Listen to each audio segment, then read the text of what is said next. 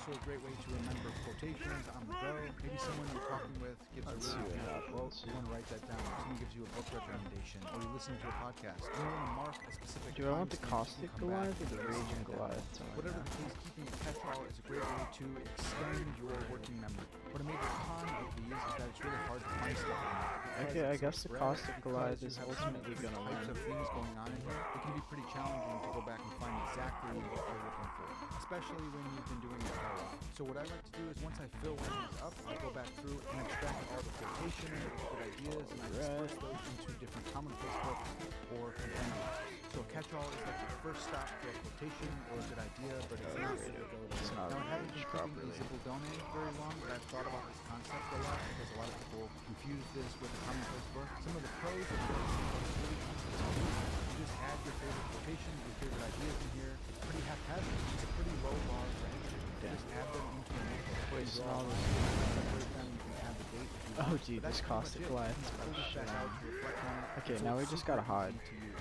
But it shares one of the cons I need to with get this catch-all, in that achievement, it can be or difficult to I don't know if find it's a an quotation achievement or once badass you've rank, but it's for because you're not David meets aggressive on Goliath. formatting your Or that's what it's Zibaldone, called. really easy to use, but it becomes difficult to Cause like you have to let him like charge up I think 4 one way to times. get around this is to reflect on this often, to read back through your Zibaldone like every day or at least 2 or 3 times a week so you know exactly what's in here. I think that'll become more difficult once you have multiple do you bring 'em up notebooks in that are rank, serving as your like extended Zibaldone. I think it'll be difficult to remember, was that in this one or this one? Where was that quotation? So maybe if you There's have a still particular more idea foes or to be passage or slain. quotation that you keep coming back to, maybe you take that out of your Zibaldone and put that into a commonplace book. So then lastly, we have the pros and cons of keeping a commonplace book. A pro would be that your information is organized according to different commonplaces, different loci, different categories, different headings. So it becomes much easier to find information in your commonplace book. If you keep a specific instead of a general commonplace, it becomes even easier. So I know I can look for my artificial intelligence quotes in my artificial intelligence commonplace book. And then I can look through for specific loci and find the exact quote that I'm looking for. People often comment here on YouTube and Oh, say, what the isn't fuck? it hard to retrieve the information? Isn't it hard Okay, to wait up, find guys, your wait up, quotes guys. in a commonplace book? Wouldn't it be better to do a digital version so that you can search? Fuck. I've just never had this issue of I retrieving didn't think information he was from my not killing commonplace him. books because I keep so many specific commonplace Okay, books. I whatever. know exactly where the quotations These and guys are gonna all definitions die, I and elements guess. are, so it becomes very easy to retrieve that can't information believe when this you need it. shit. But one of the cons of keeping a Ow, commonplace book is ow, that it's more ow, work. Just as no. you heard Roland say in that podcast clip, it's much more difficult to keep a commonplace book than a Zibaldone, but there could be a bigger payoff in that your Hit 'em with information that is actually SpongeBob. organized and more Wait a- readily retrievable. Sponge. Okay, so there you Okay, go. I There can are some project, pros guys. and I can cons of project. keeping a catch-all in SpongeBob, you nincompoop. That's probably way more analysis and information than You you're looking can't for, get- but if you made it this far you into can't the get video, the then you're Goliath. awesome. No, Leave we're a notebook done with emoji that. so I Done know who with the that. real ones are. And then I want to hear from you guys. What do I you think need about a the Goliath distinctions in my between life. Zibaldone, a commonplace book, and a catch-all? Are we just straining at gnats, or do you think it's actually a helpful distinction? Leave me a comment and let me know. All right, that's going to do it for now. I'll catch you guys next time. Let's talk murder. You need to go face to face with the mob. It's like the Godfather. This game is too easy, man. This game is too easy. Get all the midget rats down. Gotta make sure. Okay. Calm down, calm down. Oh, look, it's a little Goliath.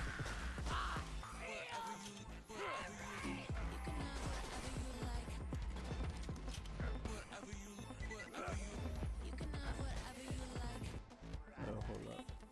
Give me the money. Give me the money, boss. Okay, I wonder if we're gonna have more mini Goliaths. There's a little one. Which notebook brand is best? Yeah, Hey, welcome to Park Notes. I'm Parker Sedecase. I am a philosopher and theologian, and I'm an accidental He's a notebook czar. philosopher and I started studying theologian. philosophy and theology my junior year of college. By then, it was too late for me to switch my majors, so I started studying it on the side. And then once I graduated, I studied it more and more, watching lectures on YouTube and iTunes U, making friends with philosophy students and asking them to see their syllabi, and then reading a bunch of books and papers in philosophy and theology. I started that. using a simple pocket notebook to catch all of my thoughts. As I learned more and more, I started having my own original thoughts about the things I was learning, and so I would put those in a simple time to pocket grind, notebook. rise, And then I and eventually shine. started a blog, and I would manuscript out my blog posts in a medium moleskin notebook. So as I progressed in my self-learning journey, I started using notebooks more and more to remember things, to generate new ideas, and to manuscript Yeah, out my own whoop thoughts. his So I ass. was using notebooks to remember, to learn, and to think. I eventually went to grad school. I got 2 Okay, degrees now we're in gonna bring him theology over to and this 1 Goliath. degree in philosophy. And because cap I'd taken him up such a little diligent bit. notes in my own self-study, I was We're able gonna to cap use this them one a little in bit. my academic study to get Watch ahead of him my cook. assignments quickly. So then in grad school, I started a podcast called Parker's Pensies. It's a philosophy and theology podcast, but we talk about nature and life and Now all hope sorts we of some things. more I guys invite spawn. experts on to tell me about their research, tell me about their thoughts. It's mostly philosophers, but I have a lot More of theologians guys as well, and spawn, some more experts in guys other spawn. fields. But after years of hard Please? work on my podcast and in my blog, I came to find out that way more people want to hear Is how no I one study extra than gonna the spawn? details of what I study. Anytime I would talk about reading tips and notebook methods and study habits, those kind of posts would blow up. And so I made a whole channel just for those kind Okay, of then. things, and it's called Park Notes. Fucking my dar. Park Notes videos started taking off, and I got lots and lots of comments from people. People suggesting that I try this brand of notebook or this size of notebook. What do I think about digital note-taking apps and systems? What do I think about Zettelkasten systems, and are they better or worse than commonplace books? As it turns out, there's a whole notebook tube community out there, and I was quickly becoming one of its czars or gurus.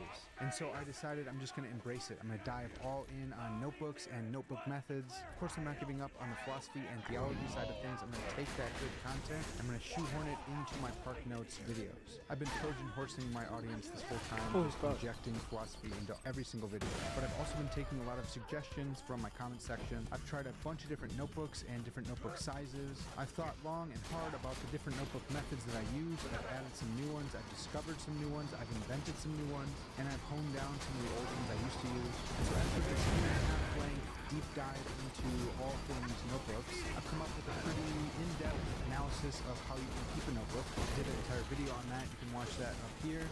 But I've also discovered some really cool notebook brands, and I want to share those with you guys in this video. There's Now, gotta these are be a all subject to collage in change. this I'm last going to share one. with you the 4 best medium-sized notebooks, and then I'll share with you the 4 best pocket-sized notebooks. So again, these are just my Yeah, favorites. these These are guys ones need that I to die. recommend to people. You may like different ones, and if you do, then you should leave those in the comments for other people to see or for me to see. Maybe I missed some in my research. I don't want to start some great notebook war between brands or brand sycophants or anything like that. I'll just be happy if I put some more people onto some really good notebooks. So with that said, before we jump in with some of my recommendations, I want to talk about the Time to connection go between for the philosophy speed and kills, I notebooks. Why am I so obsessed with them? Oh, wait, Well, I there's didn't hit something any really of the special bandits. about a It's blank whatever. notebook. It represents all this potential thoughts, potential experiences, and potential self-mastery. Those are the 3 main categories I use to chart the logical space of all notebooks. That is to get clear on the categories of notebooks that you could Oh, keep yeah. in order to help you live well. So the first category is thoughts. You are either going to be generating your Yeah, own he's thoughts in a notebook, or you're going to be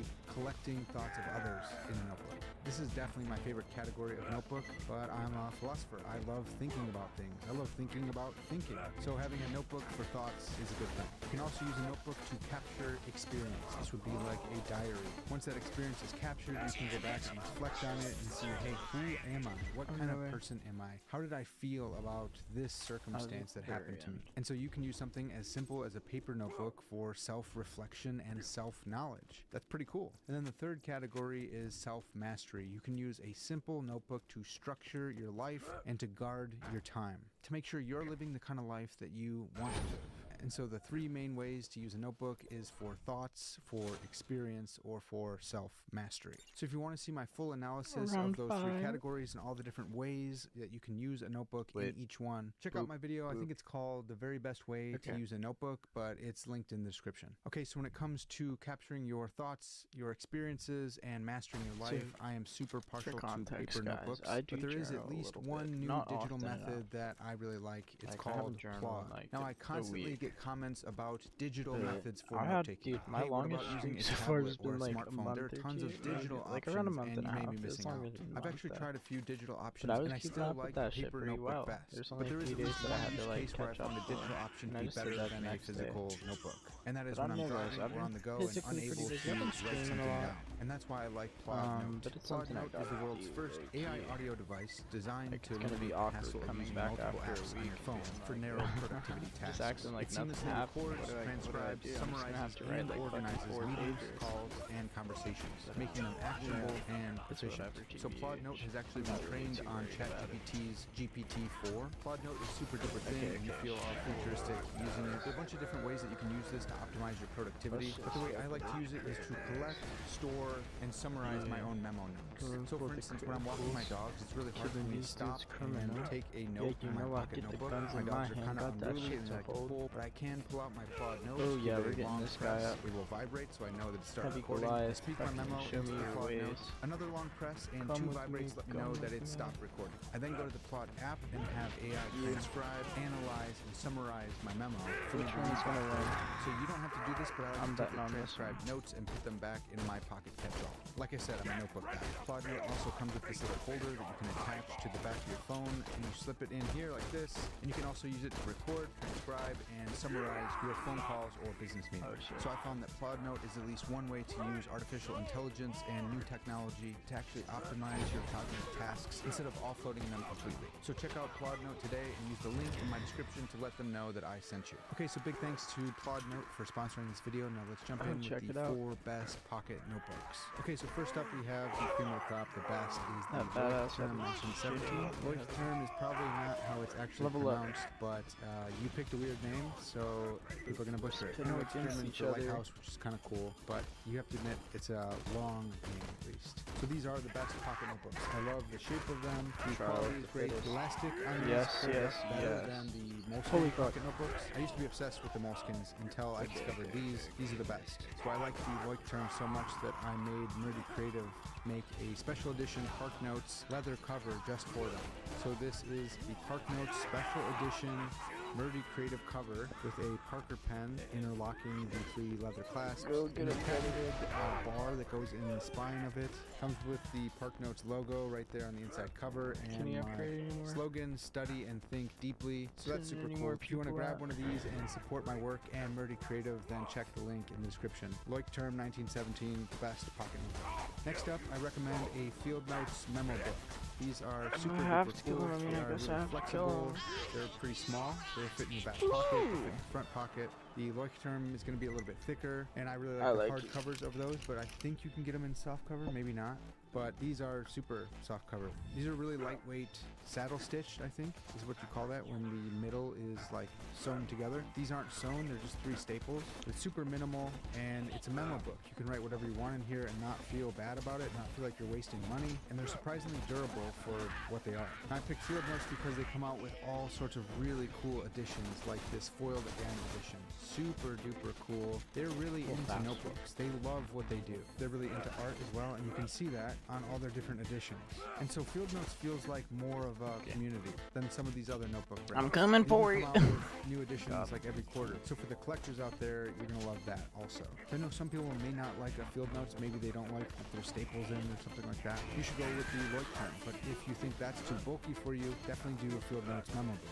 I use both for different things. I feel much better using a memo book for memos, for grocery lists, for things that I don't need to hold on to forever. And I like writing more permanent things like ideas and important thoughts in my Term. So next up we have the Midori Pocket Notebook. These are super duper cool, and I like using the grid style. This is the coolest grid that there is. I don't know how they figured this out, but it just looks so beautiful. The color is really sweet, and they don't quite connect. It gives it a unique shape that's different than all the other grids I've ever seen. Grids are super important to me because I like that freedom to go all over the place, but there's still structure. More structure than just a dot will give you. Definitely more than a blank page, which is terrifying, but not so much structure like just the plain ruled ones. So here's my Contemplation Pocket Notebook. This is a personal compendium of really important ideas that I want to master and become an expert in, and I have it in this Stride Ridge leather cover. I really like leather covers for all of my stuff. You can find links to those in the description, including this one. But for those who aren't into leather goods, Midori also has a paper notebook cover, which works pretty well actually. It's a little bit sharp at first, but you just push on a little bit and it'll loosen up. This is pretty cool. They're all pink-ish, so deal with that, but it's paper notebook cover. It's pretty cool. I will say with the Midoris, they are like unfinished looking, so if you look at the edge, this is going to be pretty rough, and if you just slip it in and out of your pocket all the time, that's going to get beat up and probably start falling apart. They're surprisingly well made, like they last really long, and they sit flat on the desk, which is really cool, but you're probably going to want a cover for it. So either get a leather cover from like Etsy or somewhere, or grab the Midori official paper notebook cover for your paper pocket notebook. And then the 4th best pocket notebook is the Moleskine Kaye, I think is how you say it. This is super similar to the Field Notes, but it is plain Jane, super boring. It's not going to be that cool community like Field Notes is, but it does have a actual saddle stitch in the middle. So it's going to be a little bit more durable than just those 3 staples. but it's pretty bland. You can get them in other colors and stuff. That's cool. They are pretty durable. It may just be a tiny bit more durable than the Field Notes, but you're trading off the coolness of the Field Notes for the blandness of the Moleskin. However, when I use the Plain Jane Moleskin, I use it in a Murdy Creative number 7, and he has done it again. He created this really cool bar system in the middle there that goes along with the saddle stitch, and as always, a beautiful leather cover. So this guy is super slim and durable and really cool. So you might consider getting Here a he Murdy is. Creative for Get either him, your get him. Moleskin Kaye or your Field Notes. Wait, what the memo fuck? box. Why are you going Okay, so for I've me? got just 2 honorable mentions. First up is the Moleskin Pocket Notebook. It's hard to go wrong with these. I have loved these for like 10 years. It was the only pocket notebook that I used until I discovered some of these others. It's honorable mention because I still have a soft spot for it in my heart. The size is pretty good. The paper quality is not going to be as good as some of these other notebooks that I've already mentioned. And the reason it's not in the top 4 is because the elastic wears out way quicker, way easier than the Leuchtturm does. I've yet to have a Leuchtturm stretch out on me and not come back to its elastic shape, but the Moleskins definitely do over time. And from what I hear online, they've been cutting corners recently. Maybe that's going to change. Maybe they're going to go back and the paper will be a little bit better, and maybe you can start using your fountain pens with it again. But as it is, it's not in the top 4. But it is honorable mention. So you may really like your Moleskin Pocket Notebook, but it has fallen out of my top 4. And then the last honorable mention is the Stology Pocket Notebook. Again, I could be saying these all completely wrong. I don't have a ton of people in my life that are notebook heads or notebook junkies like me, so I don't talk about these in person or out loud super a ton. Usually just interacting with you guys in the comments. But I'm going to say Stology, and these are pretty cool notebooks. There are a ton of pages in here. This is a graph notebook. I really like that. The paper quality is really good. It's another Japanese brand. It has the months of the year and the days of the month up top, so you can just circle those to mark off what day it is instead of having to write that up there. That's kind of cool. One of the things I don't super love about this brand is that the cover will start folding back on you because this outside shiny material is different than the inside, so I think it kind of pulls on it. The paper is super thin, but I think it's still really good quality, but it is on the thin side. That's how they can get so many pages in here. And when you first get it, it's going to smell pretty bad. This one, worst smell award goes to the Stology. That's okay, it goes away pretty quick, but it smells really strong, like some kind of chemical. It's a little bit big to be putting in your pocket. The Midori is also kind of wide profile, but this is wide and thick. I do like it, and I do recommend it for those who like a thicker pocket notebook, something like a intermediate between super small and a medium-sized notebook. Now, one of my favorites that I am reluctant to even mention is the Smythson of Bond Street. This is not even honorable mention because they're so expensive. It's a really nice size. The paper is beautiful. It's got this rich history that goes all the way back to 1987. Notebook that Moriarty used in Sherlock Holmes' Game of Shadows in this color, so it's really expensive. It's not refillable, so when you're done with the leather, when you're done with the pocket notebook. I had to get this because I have painted myself into the corner as a notebook czar, and because I love Sherlock Holmes' Game of Shadows just so much. So I can't even recommend this to you. It's just so super expensive, and I don't have an affiliate with them, so I can't even give you a discount. If you want, check them out. It's really cool, really quality. No way. Pocket notebooks should be practical, and so the others are going to be way more practical. All right, now let's jump in with the 4 best medium-sized notebooks. Number 1, the cream of the crop, is the Leuchtturm 1917 A5. So the pocket is the A6, this is the A5. These are amazing. I love this so much. They are super duper quality notebooks. The elastic keeps its shape, it keeps its snap to it. Unlike another brand, which is super unfortunate, it's the true A5 size, so it's going to have a little bit more margins to it than the Moleskin, which made up its own shape. I really love to use the graph style. The graphs on these are really nice. It's good color. It's not as good as the Midori because no one beats the Midori when it comes to the graph shape, but the paper's really good. You can still use a fountain pen on them. Some people have claimed that you can't, but I use a fountain pen in mine every single day. So people who've commented that, I think you're probably thinking of the Moleskin. Moleskin notebooks have changed the paper. Those don't work super well with fountain pens anymore, but the Leuchtturm does. And I know that fountain pens work because I use my Sailor fountain pen on my Leuchtturm 1917 book of aphorisms all the time. I only use a fountain pen when I'm writing my aphorisms, and there's no feathering or bleeding through, nothing. It's an amazing notebook, and I really hope they never change it. Please don't change this. It's my favorite. Don't do it.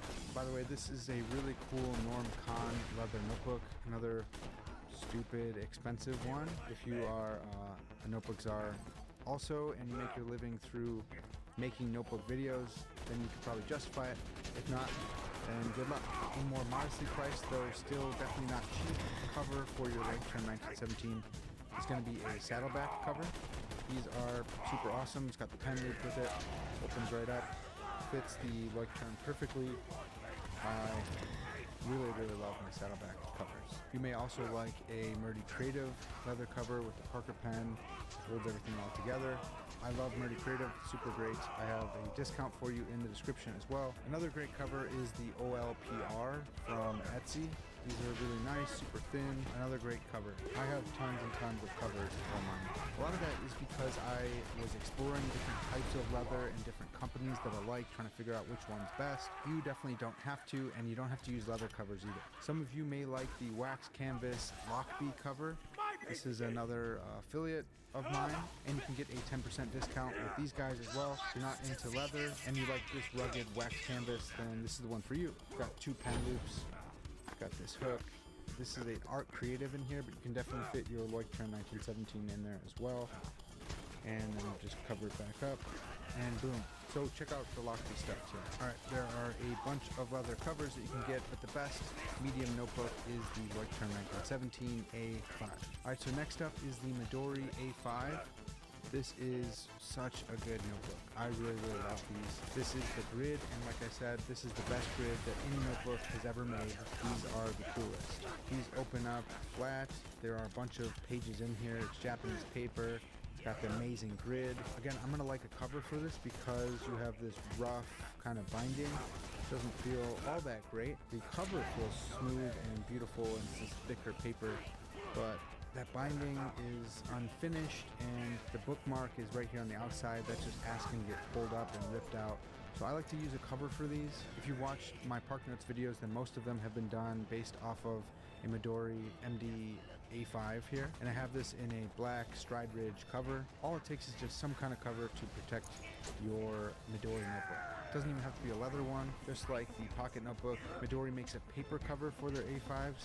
Again, it's the same color, kind of light pink, which may not be your favorite color, but it is what it is. So this is one of my sketchbooks here, and this is just a blank Midori, but these are super cool. So you don't have to use leather. You can even use this paper one. Some of you may like it just raw like this. I definitely don't, but I'm sure a lot of you will or do. So that's the Midori A5 with the coolest graph paper. You don't have to get the graph, but if you haven't yet, you should try it because it's super awesome. Okay, next up, this may not be medium. I don't know if this counts or not, but it's my list and I'm gonna make it count.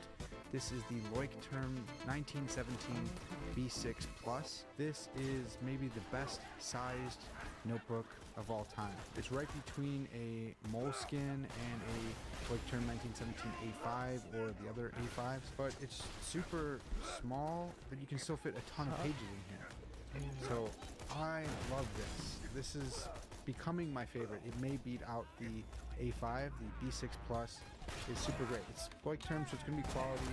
The elastic's really nice on there, but you can probably fit this in some of your pockets. I can fit it in my jacket pocket, which is really nice. It can kind of do some of the work of a pocket notebook, but it's still pretty big. You can get a lot of thoughts in here. It's not as tall as a Moleskine's going to be. It's just really nice. I just discovered this one this year, and I had a custom leather cover made by Norm Con, which is cool. You definitely don't have to do this, but I did, and I love this. You're probably gonna have a hard time finding a cover for a B6, but that's okay. You don't need a cover. Try these out. So this is my notebook for my short stories that I write on Sages, Mages, and Wisdom Machines. It's a subsection of my Substack. So this is where I write out all of those short stories. It's mostly just the idea and then an outline. Sometimes I'll fill in some of the dialogue, but it's just big enough for all the ideas to get out there. It's not so big that I'm writing out the entire dialogue. That's not really my creative process anyways. I love this. I love looking at the outline and the big ideas. I know where I'm gonna go, and then I sit down and I write it all out. So these B6 Pluses are just such a really cool size. You can also get them in soft cover. If you don't like the hardback without a cover on it, just get a soft cover. That's cool too. And then lastly, the fourth medium-sized notebook that I recommend and really like is the Field Notes 64-page notebook. So it's not a memo book, it's a notebook. It's a really good size. It's actually about the same size as the Leuchtturm 1917 B6. So if you look at that, that's pretty cool, but you'll see the thickness is much different. This you definitely can fit in your back pocket if you're wearing jeans. Maybe ladies can't, but dudes definitely can. And I bet a lot of ladies could, depending on the jeans. I love that they're not trying to be something they're not. This is just a notebook. It doesn't have to hold all the secrets of the universe. That would probably be a Leuchtturm 1917, but this is just a notebook. This is a tool for thinking, collecting ideas, for capturing your experiences, or for mastering your life. And you don't feel super compelled to hold on to this for your entire life if you don't want to. So I haven't found a lot of really cool leather covers for these either, but Mission Leather Co. has made a couple which are really cool. They open like that. It looks kind of like those wallets that people make to hold the Field Notes memo books, but this is larger, so you can put your business cards in here or money or whatever, and that's pretty sweet. I like this color even better, and this is my old Field Notes notebook where I would put all of my outlines for Park Notes videos. So I graduated from this to the Midori sometime last year, but I still really like the Field Notes 64-page notebook. Now we got a couple more honorable mentions. First up is the Hobonichi notebook. This is another graph one. Super duper cool. This almost made it right into the top 4, but I think the Midori beats it out probably. There's something about this cardboard cover that it bends a little bit, but best smelling paper award goes to the Hobonichi notebook. This thing smells amazing. Oh man, that's what paper should smell like. Some more Japanese paper. I think a lot of you will really like this. Here I have another OLPR leather cover for a Midori notebook, but you can also use the Hobonichi in here as well. Next up, honorable mention is the Moleskin. This one doesn't have the elastic band because it got stretched out and I got all frustrated and I cut it off. But it's a classic. A lot of you are gonna love the Moleskin notebook. I just know what they used to be, and so I'm frustrated with the change in the paper, and I think the change in the elastic band, but maybe not. Whatever the case, it's still a really good notebook, and I think a lot of you will still enjoy the medium Moleskin notebook. Maybe even better than the classic Moleskin notebook is the expanded medium Moleskin, super duper thick, 400 pages. Again, I just wish that it was different paper on the inside, and I'm really nervous that this elastic band is going to go before I'm done using this. There's 400 pages here, so it's going to take me much longer. That's even more time for this elastic band to get stretched out and make me super sad. But I've been using them in the Murdy Creative number 2 leather cover for the expanded Moleskin, and so I don't even have to use the elastic band at all because I use this kind of cover. And so this is one of my commonplace books. It is a general treasury commonplace book. Most of you probably don't know that terminology, but you should watch my videos on commonplace books if you want to get clear on those kind of distinctions that I make. Next up, we got the medium Stology. Again, it's gonna not smell the best. It's gonna smell kind of chemically when you first get it, but that will go away. I do have a leather cover here. This is a Stride Ridge. This is where I work out some of my theology papers. Still am doing some theology, not as much as I used to. Much more philosophy nowadays, but I do have a theology notebook. I'm working on some papers. Maybe a Warhammer 40k and theology paper. Maybe just stay tuned for that later. But this is a Stride Ridge cover on the Stology medium notebook. Super duper thick. Let's go to the end here so you don't read my theology notes. There's a lot of paper in here, which is really cool. Again, it's really thin paper, but it's nice, like Japanese paper. So some of you who want more pages and good quality paper are gonna like the Stology. And then lastly, we have the Moleskin Kaye medium notebook. This is the same size as the medium Moleskins. This is a saddle stitch down the middle, so it's sewn right in the middle of the notebook. Pretty cool. It's got a little compartment back here for you to put mementos or notes or whatever. That's nice. This is a lot like the Field Notes. Again, maybe a little bit more durable, but again, just plain Jane. Is it matte black? Just black. And so I put stickers on these. I've also seen people customize these. So I went to a biblical theology conference a few years ago, put on by Doctrine and Devotion. I love those dudes. Used to go to that church. Good dudes.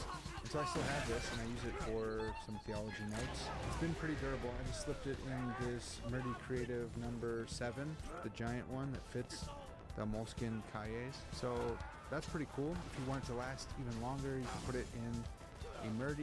If not, just use it by itself. Okay, so that's a lot of notebooks. I probably am not going to do a whole ton of other videos like that, so I hope you enjoyed this one. Some people are probably super mad saying this is just one big commercial, but there's a lot of you out there who really love notebooks, who want to see what I've been using. But wait, I have to add just one more. This is a Rogue journal. These are really cool. I wish I was an affiliate with them so I could give you guys a discount. I will put a link in the description, just like everything else. It's all linked. This is a Rogue journal. This is like my official journal, just random ideas go in here, and I'm processing stuff and thinking it through. So I don't want to show you guys too much of that, but it's got really cool designs, really cool paper. The Rogue journal. It's really thick stuff at the end. It's cut really cool. I don't know if this is handmade paper or not, but it's pretty nice. I think the lined paper you can use a fountain pen on. Not positive on that, but I think so. So this is a Rogue journal, and these are not as expensive as you would think, given how much leather is used, and it's really quality stuff. Surprisingly affordable given how awesome it is. Okay, now we're done. So that's me. The notebooks are just nerding out on notebooks, just information download for you guys. I hope someone out there liked it. If you did, you have to leave me a notebook emoji in the comments. Make sure to like this video and subscribe if you like philosophy or notebooks or theology or science fiction stuff. All that is happening here on Park Notes. So thanks for watching. I'll catch you guys next time. Switch to Google Fi Wireless, the only phone plan built by Google, and get 2 lines for just $80 per month with our unlimited standard plan. Enjoy the freedom of unlimited data, calls, and texts. Plus 25 gigs of high-speed hotspot tethering per month for each line. And full connectivity for select smartwatches. Try unlimited standard from Google Fi Wireless. Switch today.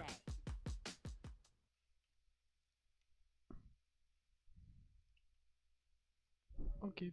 Power fantasy you could ever think of covered here. You want to play as an isekai anime protagonist? They've got that. You want to be the next reincarnation of the chosen dragon warrior? You got it. And oh, what's that? You want to play as one of the gods of the mortal realm that was kidnapped and split in two and then brainwashed to serve as enemy in baby jail? Oddly specific, but yeah, they've got that too. And you might be thinking, well, with over 50 classes, how do they balance them so they're all usable? They don't. Well, that's not entirely true. And that's actually going to be my main Oh my god, oh my god. Wait up, guys.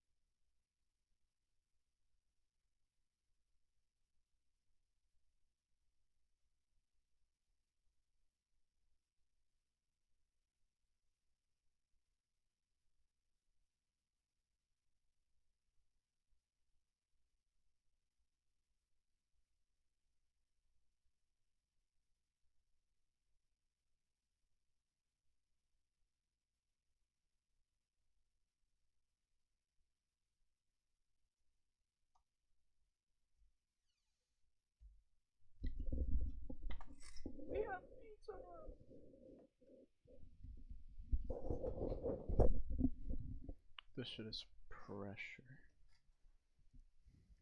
Point today, all It's hard as classes fuck, are ain't it? entirely viable up until you reach the end game, and the game itself actually has pretty good pacing for you to enjoy yourself, up until a certain point that I'll touch on in a bit. But before we move on, let me change into something a bit more comfortable.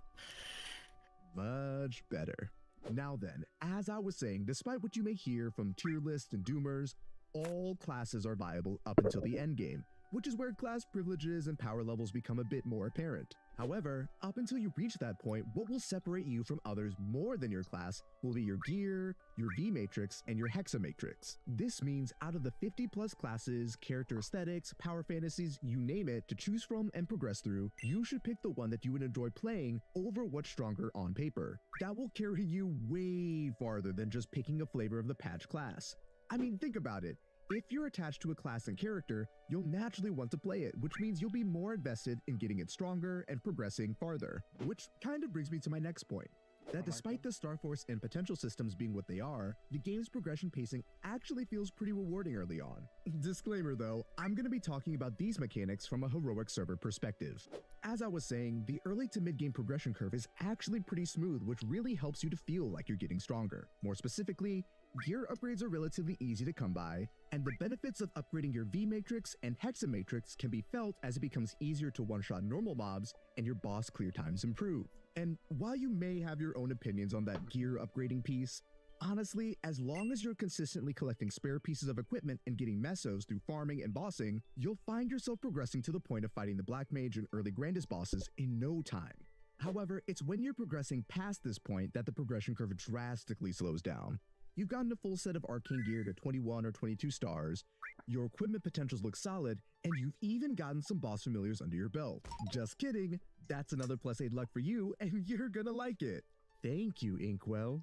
Sorry, but when you start looking at your next gear upgrades, it's either entirely up to luck if a boss drops them, or it'll take you weeks to months on normal difficulties just to get a gear piece to try and upgrade. On one hand, it makes sense, based on wanting to have something to be grinding towards, so if it's too easy, you'll stop playing. But on the other hand, if you're not invested enough in the game and your character, the amount of grind you need to do could also just make you want to quit. So, what's the solution? Well, like I said, the game itself has a pretty rewarding progression up until that point. As such, if you've reached or are about to reach this point, you could start investing in ults to build up Legion champions to make yourself stronger. Alternatively, if you're just thinking about playing MapleStory, or you've been away for a while, I'd recommend going in with a predetermined goal like soloing the Black Mage or an earlier boss, no pressure. That way, you can just enjoy the game for what it is, and once you reach that goal, you can decide for yourself if you want to keep going. I mean, that's part of the beauty of the MMO genre. You can set your own goals, reach them, quit, and come back when it's easier to hit the next breakpoint if you're just ready to move on to the next thing. It's still just a game at the end of the day. All that being said, modern MapleStory does a really great job combining its unique art style and memorable OST to make for a great vibe as you're progressing and grinding through the levels to take on the next boss or try and reach that next gear upgrade. So if you're on the fence or you're thinking about hopping back in, I'd say why not give it a try and see if it sticks. And that about wraps it up for today's video. Thank you so much for watching. Subscribe to keep up with the next video, and let me know down in the comments your favorite MapleStory class or soundtrack. Most importantly, have a blessed day. Guess we gotta Our game get there. changer for sleep that stays is here. Garnier presents Fruity Sleep and Stay Serum. Shake it, heat it. Patented water-resistant technology blocks off frizz and humidity. Ultra glassy sleep that stays up to 5 washes. Fruity Sleep and Stay System by Garnier.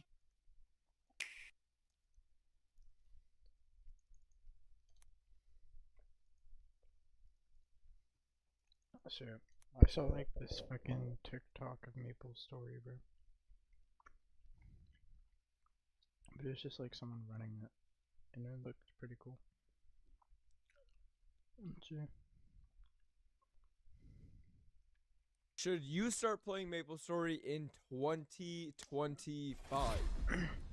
With a bunch of new updates coming to MapleStory in the next few months, a bunch of players are going to be returning or potentially thinking about playing MapleStory. I'm assuming you know what MapleStory is, but for those who don't, MapleStory is a side-scrolling MMORPG with tons of progression avenues and bossing content. And in today's video, we're going to discuss should you start or resume playing MapleStory in 2025? So the short answer is yes, but let me explain why.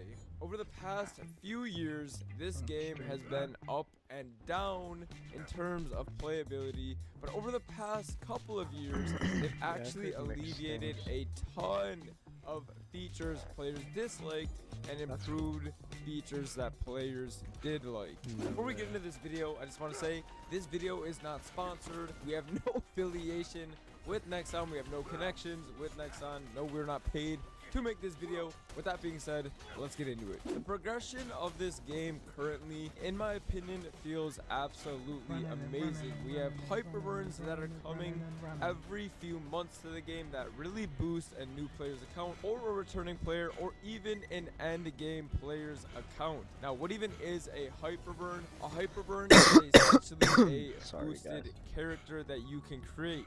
This hyperburn is going to give you free rewards, and now you're going to get 5 levels for every single level up all the way to 260, which will then open up 6 job for players. If you don't know what 6 job is, it is essentially a new job tier that adds a ton of damage and is easily progressible through farming / dailies. We also don't have many progression halters, which some of you know if you used to play the game and are thinking about potentially getting back into this game. Power of Oz has been completely removed, and you now get Oz rings passively through bossing. I know that's like a super old thing, but a lot of players used to do this, and if they're thinking about getting back into the game, this will definitely change their mind. Familiars have now been added to all regions. You no longer have to go back, halt your main's progression, and farm familiars on a mule or an alt character. You now get familiars passively as you grind, as you train, because these have been added into every single grandest region. This is by far one of the best changes, and this was a more recent change that MapleStory added. Dailies now give a ton of EXP. You have Monster Park Extreme, you have Monster Park Regular, you have Symbol Dailies, you have the weeklies, doing the weekly dungeons that are going to give you a ton of EXP fragments. So if you are a player that doesn't have a lot of time, but you do want to play MapleStory and you haven't found it that easy to progress back in the day, well, now it's more easy than ever to play this game if you don't have a ton of time. And if you are a grinder, you can sit and farm all day long and gain EXP on your main. There's also unlimited progression avenues for new or returning players. If you want to grind your main up and you just love farming and you just love training your main, you have that option.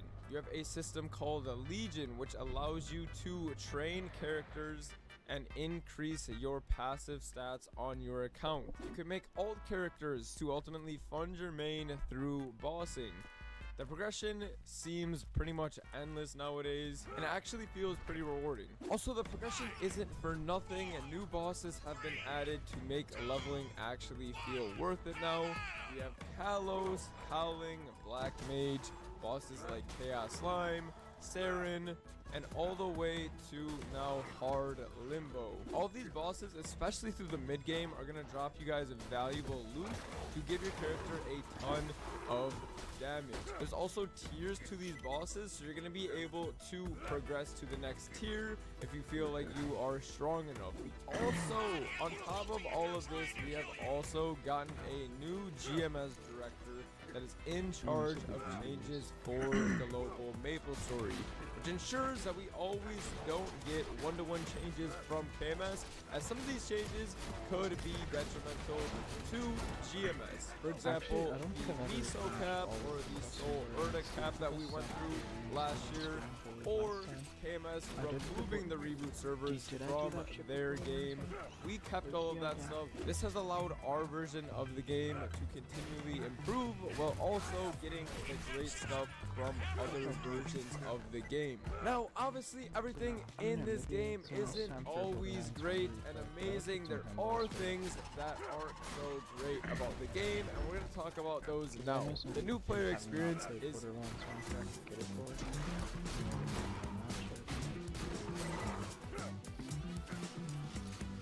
I've played I've done it as everyone except Siren. And I want to be the Siren. Getting help from experts is an investment in yourself. With portfolio management backed by 50 years of investing No, I played expertise, Soldier because I never you played can Soldier. invest where it matters most. In you. And I convinced someone to play Zero. definitely going to feel very, very overwhelming. There is a ton of stuff to do, and when you drop into the game, sometimes the game isn't the best at telling you what to do or how to do things. You may feel like there's a lot to do at once, which there definitely is, but nowadays we have a ton of resources, even on our channel, or if you can't find it on our channel, you can always go to YouTube, search what you're looking for, and I'm sure you can find a guide. The MapleStory website itself also has a ton of resources now. It has a whole glossary, it has like a whole ass encyclopedia, so if you need something, Control F, look what you're looking for, and I'm sure you can find it there. Now, the new player experience isn't the only thing that isn't that great. The cash shop is something that I am not a fan of, and really hoping that this will change. I don't like that you're not able to transfer NX to other characters, especially in a reboot. It really does feel bad to be limited to the NX on one character or one job branch of character. So if you don't know what I'm talking about, let's just take example a Explorer job branch. All of those Explorers can share the same cash shop, but that Explorer cannot transfer its NX to a Cygnus Knight through the cash shop, which feels really bad because if you want a main swap, you can't really swap those around. We did just recently get a Steam Market NX shop, which was absolutely amazing. We were able to buy whatever we wanted from the Steam Market. Unfortunately, that is closed. I'm really hoping and praying that they bring that back because I thought that was one of the best things that they have added to alleviate this whole NX transfer situation. On top of the NX not being transferable, backpacks being on sale for only a few months out of the year needs to change as well. This is something that I don't like, and I think it's actually really bad for the game. Backpacks are the one pay-to-win feature in Reboot. It's one of the best quality of life that we've gotten in a long time. Yes, it is behind a paywall, but if you are thinking about seriously playing this game, a backpack is definitely worth it. But like I said, it's not always on sale, so if you do think about playing this game and you don't see a backpack in the cash shop, that can be very frustrating, especially if you're someone who just wants to start grinding and you can't buy the backpack. I think backpacks need to be on sale 24/7, 365 days out of the year. I don't see why or how that could lose them money, but that's something I do not like. Also, at the later ends of the game, this is not really a complaint. This is pretty much in any single MMO, but the end game, the progression gets very, very, very slow, and the RNG for gains becomes higher and higher. But that is something that they talked about alleviating in the future, so we're gonna wait and see. Personally, these are the only things that I'm not the biggest fan of about the game currently, but honestly, every game is going to have negatives and aspects people don't like, but I 100% think that the positives really outweigh the negatives, and I think you absolutely should play MapleStory in 2025 if you're thinking about coming back to the game or even starting fresh. I think now is the best time ever to play this game, and I have hopes that it's only going to get better from here. That being said, we have a ton of stuff to look forward to if you are thinking about getting back into the game. We have the Hyperburn coming up. We have new events, new 6 job coming up, and we have the new KMS Summer Showcase coming in just a couple of weeks. There is a ton of stuff to look forward to. If you're thinking about getting back into the game, now is the best time. ever, in my opinion. But with that being said, hope you guys enjoyed today's video. Again, this is not a sponsored video. I just kind of wanted to keep talking about it because I know there are going to be a lot of players that are thinking of coming back to this game. If you guys enjoyed this video, please consider subscribing, giving a like on this video, and I'll see you guys in the next one. Peace.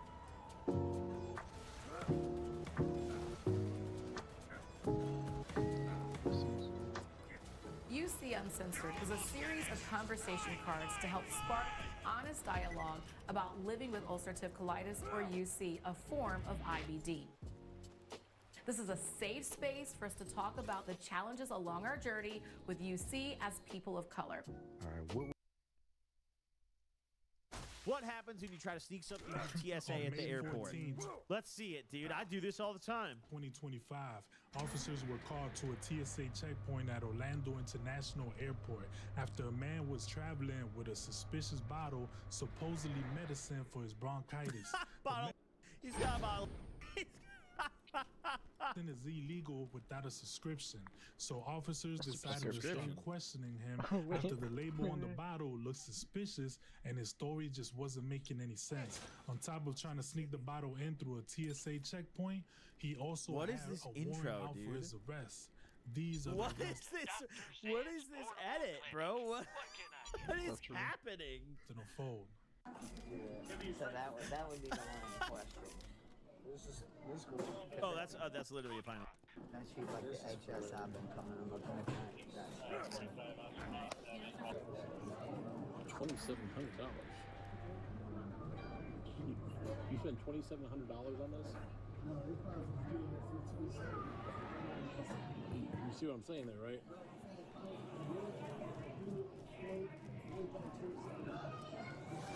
Okay, I'm just saying with the thing.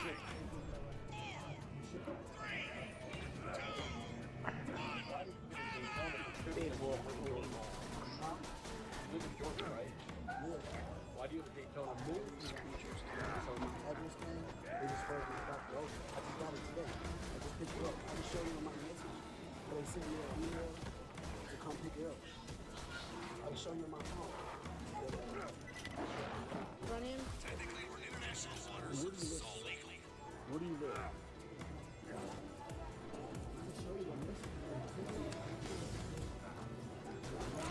Bro, like, forged a receipt, like, from his plug. Dude, I spent $2,700 on this pint. They're like, what the fuck? What are you talking about? He's like, dude, from Plug Pharmaceuticals. What do you mean? What? I've never heard of Daytona People's Pharmacy before. Obviously, there's something that came up here. I mean, it's a...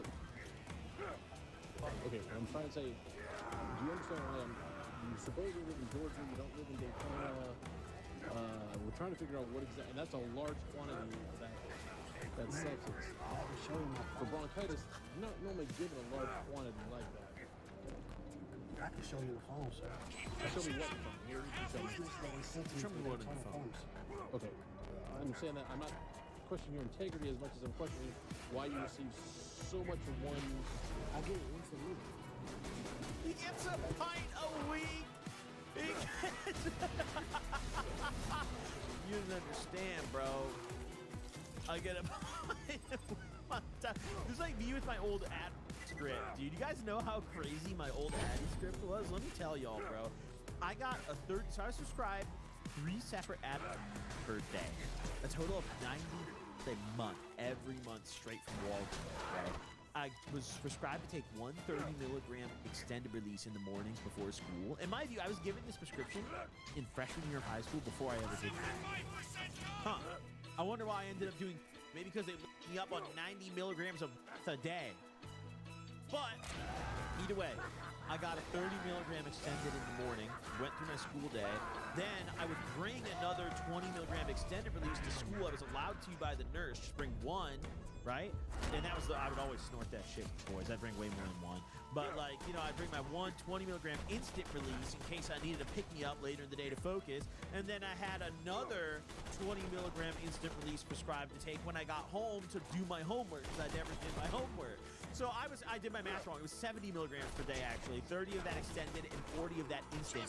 Every single day, I was prescribed that amount, dude. I had the craziest Addy script ever, bro. Every final season, we were coming up, buddy. We were locked the fuck in final season, bro. Are you kidding? Let's All go. the kids in AP needed my ass, bro. I was the GOAT. I was the GOAT. Every single kid in the AP government class. Why you think they passed that final with flying colors? Because they had the GOAT in the back row flunking it. One thing your instructors will look deeper into is AI usage. Grammarly isn't replacing the writing process for A 30-day supply for bronchitis. Yes. It's a 30 days. Do you have like a chronic bronchitis problem? That's why I got the inhaler. I got everything that came with it. Okay, what I'm trying to say is bronchitis is something that normally is cured. How'd you not do your homework on it? I never really took I never enjoyed it recreationally, so I enjoyed snorting it because I really enjoyed putting things up my nose. Like, I learned that pretty quickly, dude. I snorted Smarties in freshman year with my homie Dylan all the time in English class, dude. We would get in trouble for it all the time.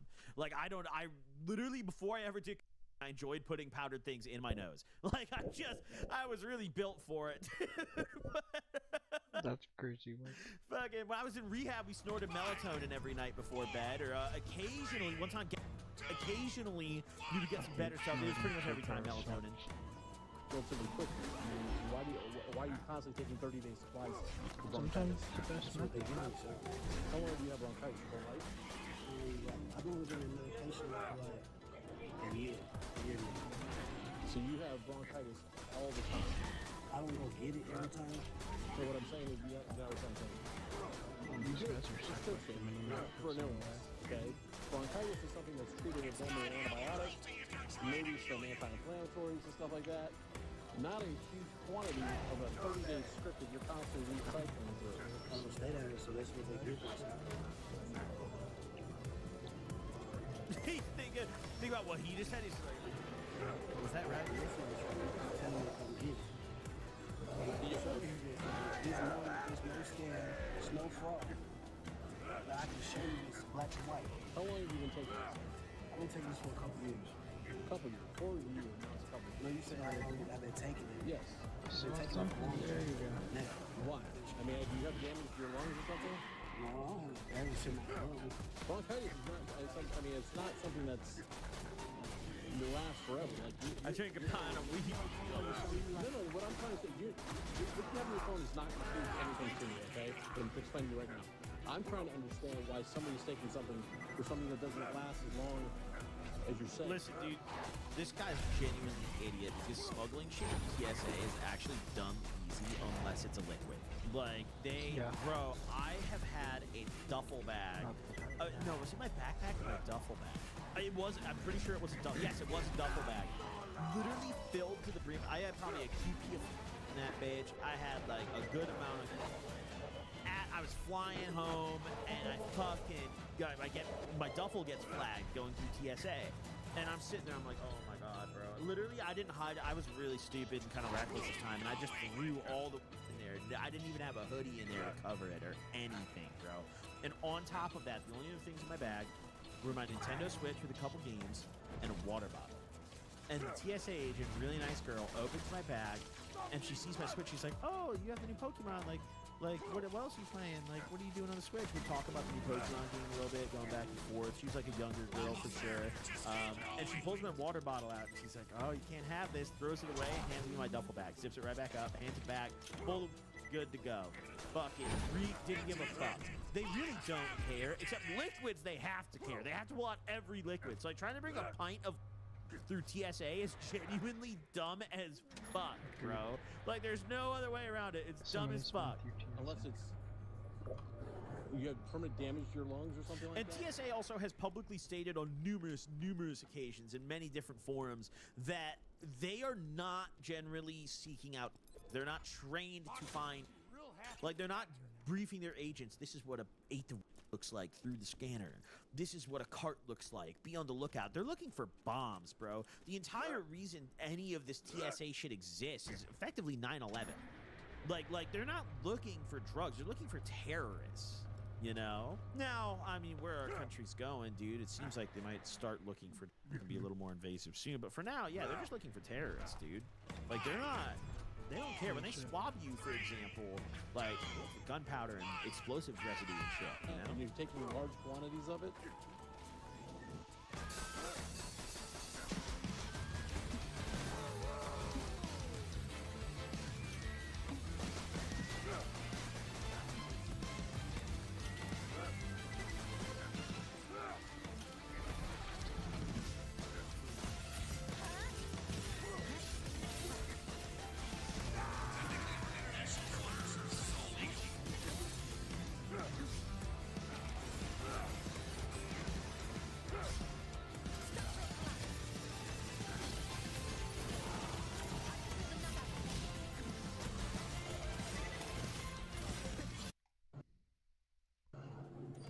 I'm trying to figure this out. I've had bronchitis before. Yeah, this is. And I've never had to take that much. No, it'd be refills on it. So instead of You don't get refills. you get refills. Okay. I'm listening. I'm listening. There's refills on there. You don't get refills. Okay, but you can get refills. Every other day. You know what I'm saying? Instead of me keep coming back like that, they just give me a monthly supply. I don't come back like that. Do you know what that stuff is, sir? What? Cough syrup. What's in the cough syrup? No, I don't know. Yeah. You just said that. Okay. So normally you don't take this much that long unless you have. Do you understand? I get what you're saying, but it's like you don't stay until they give me it. It's not, you know what I'm saying?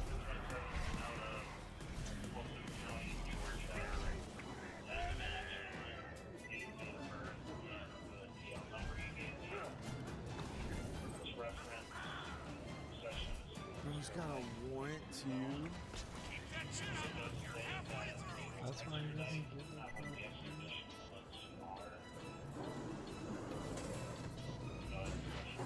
I mean, okay, flying with a warrant is crazy in itself. Like, if you have a warrant, you should not be hopping on a flight, but like... Confirm it.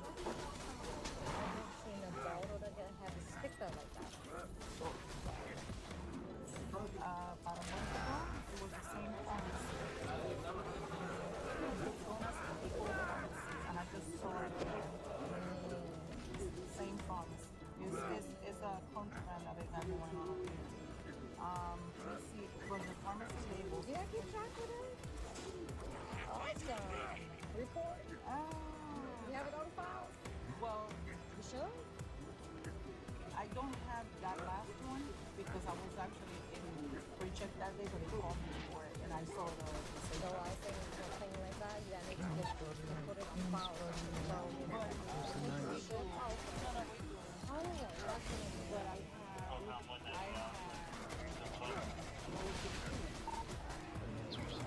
Okay. Take a seat. Okay. When was the last time you were arrested? Wow, this is a very small airport. Exit door feet away from the end of security, or the security area is nuts. Not the end of it, he didn't get through, obviously, but like, that's crazy, actually. This is a tiny airport. For what? For what? For bills? Okay. What about Atlanta? What charges have you had up there? Possession of firearm. Did you go to court for it? Yeah. Is it over? Did you jump your probation? Is there a reason there may be a warrant system for you? No, Nah, I have no clue. We're trying to figure it out right now. What kind of find this? I'm not a guy, bro. Where are my big drank authorians? My drank historians, dude. I drank authorian. I feel like it's a good name for that, dude. Where are you guys? Where's the r/moderators, bro? Like, what is it?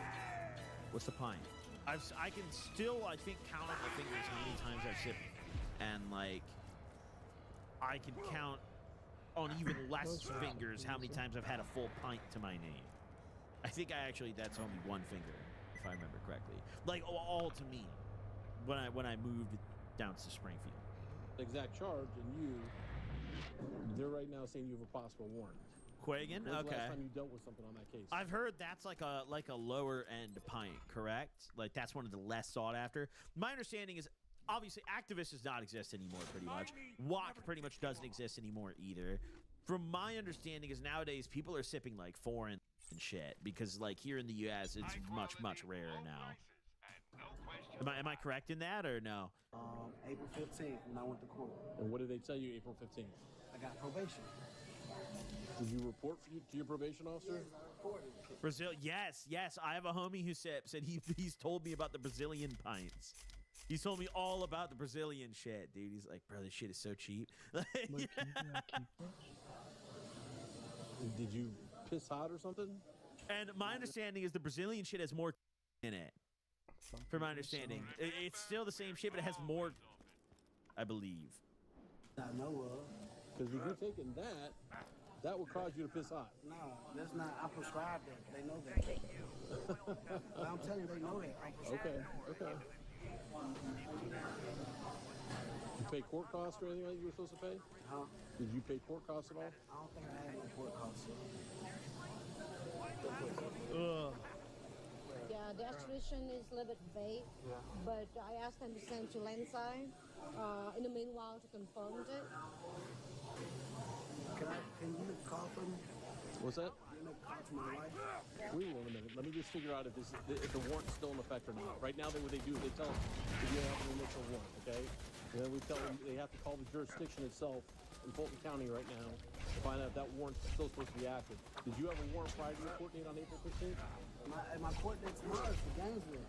No, this is for Fulton County? Yeah, Fulton County. It's not in Gainesville. I'm going to landside to check the paper. Okay. Where are you going to do that? Where it's home. You have court tomorrow, you fly back to where you have court? Yeah, I'm going home. Where are you flying to? I don't know. Yeah, but why are you going to get the Gainesville? Yeah, tomorrow. Where's court? Gainesville, Florida. So you're going to drive from Atlanta to Gainesville tomorrow? Yeah. He think this just sounds so crazy with the truth. I know, we got the question. Nah, I've been saying it sounds like the truth. I put my wife on the phone, she can tell you. We all know how to drive 5 hours. You could be in Gainesville too. But I can't get my medication. I say my flight here. They take me to come pick it up. Nada.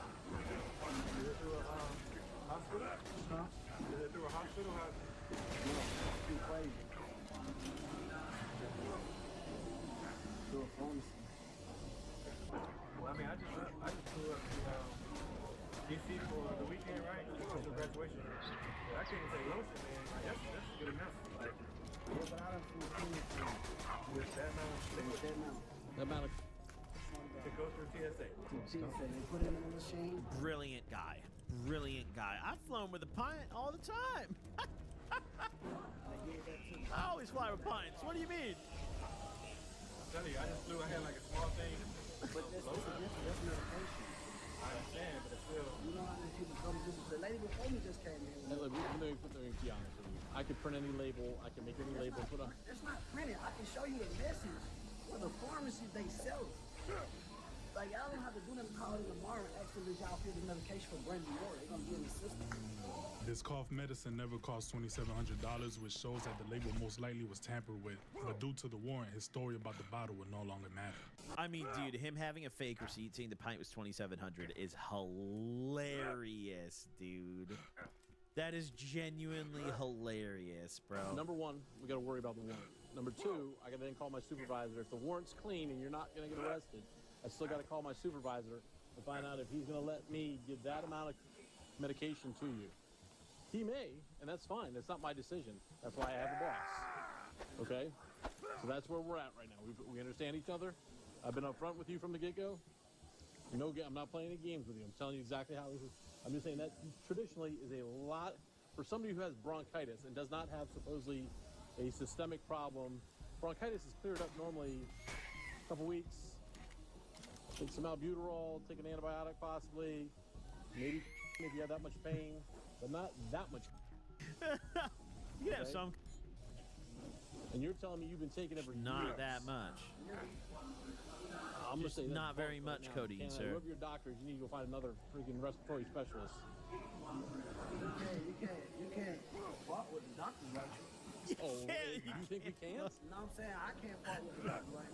You could, don't you wonder why you have to take medication constantly if you don't have a problem, a chronic problem? I mean, you see what I'm saying? Most people, bronchitis, 6 weeks max, it's over. Okay, you take the medication, it goes away. You're saying you don't have a problem that this is long term, yet you've been taking it for years now. That much. Yeah, this guy needs to shut up, dude. And you never asked the doctor, why am I taking this much? I legit needs to be quiet. Which is a No? Just like taking the... Just gonna go with it?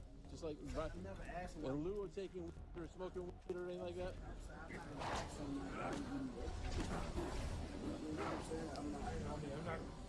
I'm just being real. I'm being real too. That's like if your paycheck comes down. Oh my god, dude. Y'all probably have to because like your paycheck. Okay, they're gonna take that. They're gonna come back and snatch it up. So, but yeah, that's what y'all like said before. Right now, It's just crazy because you think it's a fake prescription. I mean, you said it's a pharmacy. And I can show him when he texts me and say, come pick up your medication. We're not getting. I mean, that's not for us to get in between. If I could have called the pharmacy, which has really weird hours, it's open from 11 to 5. That's like the average. Some of the CVS's close at 6. Some of the pharmacies close early at 5. Like a lot of. I don't know what CVS you go to, but Walgreens, which I go to, stays open till You midnight. got certain ones that's 24 hours. You got certain pharmacies. Ooh. Hey, my boss. The bottom line is this: if my boss says you can have it, you can have it. Do I think it's excessive? And do I think you're taking it for pleasure? To be honest, yes, I do. I don't think you're taking it for bronchitis. I don't know. Like you said, it's above us. But if I'm being real, So if he take it, I'm gonna get my medication back. huh? Like, But that's a secondary right now. Yeah, you got to worry about a warrant right now, bud. Active warrant right now. You know, it's funny how you have bronchitis, yet you're not wheezing, not coughing, not nothing. So the warrant is a true issue, right? I don't even know. Good point, actually, officer. I myself hadn't even thought of that yet. Well, I mean, that's in the system. That's a good point. Yeah, I mean, this guy's just chilling. Bro's had chronic bronchitis for like 2 years. He's just chilling. Just We're vibing. gonna out first, right? That's secondary. Oh no, you got a good enough lawyer though, and a lawyer could really press the fact that this cop is making unwarranted claims and observations, such as, you know, what authority do you have to say whether or not this man needs his medication? You know, you're not a doctor. What qualifies you to say that this man's, you know, symptoms are representative of bronchitis, or whether his bronchitis is currently in remission? You know, if I was the attorney, I'd be up there in court. You know, I'd have this cop on the stand and I'd be like, so sir, do you have a professional medical evaluation conducted on this? You know, this subject here by certified medical staff? And if he said no, I would really start to ask him, hey, well, why were you then making clear statements about the health of my my client here? You know, that's unacceptable. As far as that, if our supervision says that that's an issue because it's been flagged, right? What's been planned for? What do you want to do? That's an excessive amount. I'm asking a question. You laughing over I mean, I'm trying to keep it real. That's a lot more than you would normally get prescribed. That's all I was asking, sir. I was asking why wasn't it planned? We get. Stand up, pretend to be hanging back. Put my jacket on first, sir? Will you put my handcuffs on my jacket? That's all I'm asking. You can Get the jacket for him. Check the jacket. Yeah, check his I jacket. ain't gonna put my shoes on. I ain't wearing a shirt. My shoes on. You put me in here first. No, do you want your jacket on? Yeah, I want my jacket. He's gonna check it. Oh, you check it? Like I said, you've been working with us. You've been We're beautiful. Yeah, chill guys. Just a couple of chill guys chilling, dude. Just some chill guys chilling out, dude. Chilling hard with chill guys. No issues. That's all we're doing, dude. The warrant's legit, though, okay? You are going to jail for that. I'm just chilling with the Call your chillers wife, today, as bro. I said I would. Okay? Is there anything in that jacket I need to know about? No, what? I can't put it on you because you're going to get searched. You know you are. You've been through the process before. So what about that though, still? Why are you so worried about that? Because it's my medication. I pay for that. So I still want to know. Is that it? That's your medication, huh? Okay. So I still want to know what's going on. All right, we will call the supervisor and find out what he wants to do with it. Okay. Can I delete some on my phone? Can my girl get it, please? Relax, guys. Relax.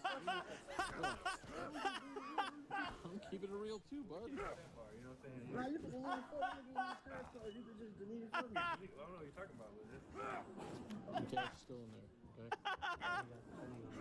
I have to show you the cash because I'm on camera. No, that's not. That's crazy, man. What you got there?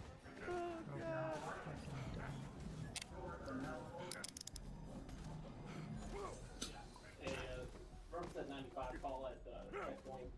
The guy had a large amount of, like 16 fluid ounces in a bottle.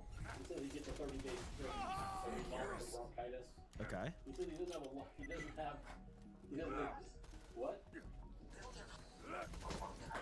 That's what he says he gets it for. It's on his job description thing, a label on there, and it does say it came from a pharmacy.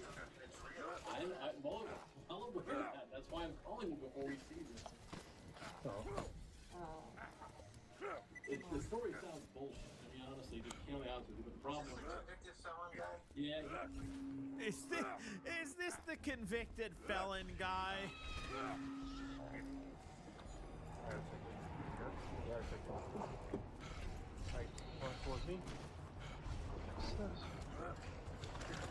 Damn, I mean, this guy's just a straight up idiot. Okay, this isn't that small of an airport, actually. Unlike Lilith, she seems to have no connection to Iridium. Whoa, whoa. Okay, whoa.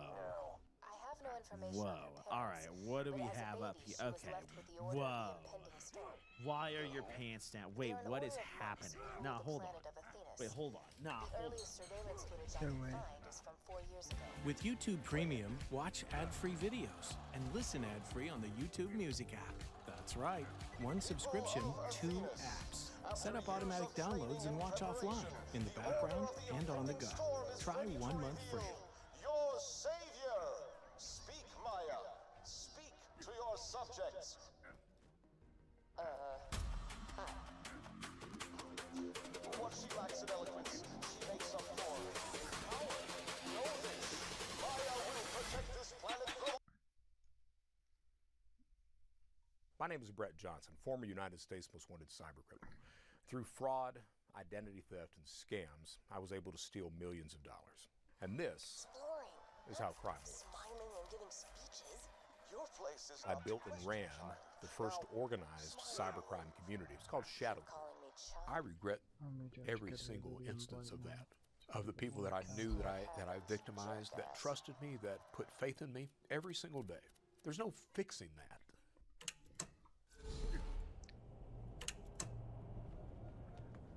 I looked for that opportunity to profit wherever it may be. And I didn't give a damn about my victims, and I didn't care about my victims until I started to interact with victims on this side of the fence. My online criminal began doing eBay fraud around the year 1997. And what I mean by eBay fraud is, listing things that I didn't have, getting the money from people, and scamming these people. I was selling cameras that didn't exist, autographed baseballs. Sammy Sosa, Mark McGuire, they're selling for $60 on eBay. Go down, buy a case of baseballs, pick up a Sharpie, start autographing. And typically when I was doing eBay fraud, I'd profit about $12,000 a month. That leads into selling pirated software. So I was doing that, stealing a lot of money. And I got worried about how much was coming in. Thought I was going to be looked at for money laundering. And figured the best thing I could do is get a fake driver's license. I was going to use the fake ID to open up bank accounts so I could have the stolen money filtered through the bank account, cash out at the ATM. And that's how I happened upon Counterfeit Library. And Counterfeit Library, they only dealt, it was a degree mill. They dealt in counterfeit degrees and certificates. It's fake IDs, it's fake work IDs, any type of university degree that you might want. Send them $200, send them my picture. 3-4 weeks later, I get this fake driver's license. So I start using it to open up accounts, drop addresses, cash checks, everything else, and stealing even more money. A few weeks into that, and I'm becoming friends with the owners of Counterfeit Library because I was also sharing information about how to commit fraud. 3, 2, 1, I am just getting started. How does our company go from vibe coding to building securely?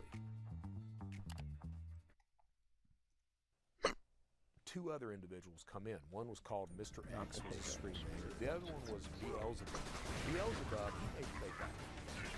Mr. X made a very passive social security card, and we became friends. So Beelzebub came up with this idea. He's like, "Dollar." My screen name was Dollar.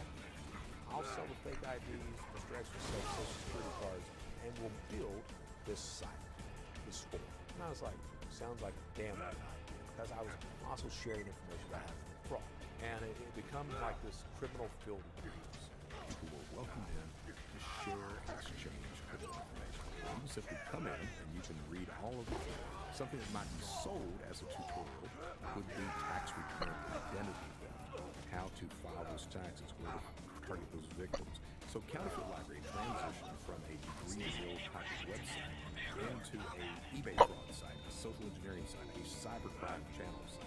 Initially, my position was as a reviewer. I became basically the gatekeeper of Counterfeit Library. Every single product and service went through me. So if someone had a product or service for sale, I would get it in, verify it, talk about it, and vouch for that sale. They would send you physically that driver's license, or that social security card, or that passport, or what have you. You'd get it, and you'd involve it.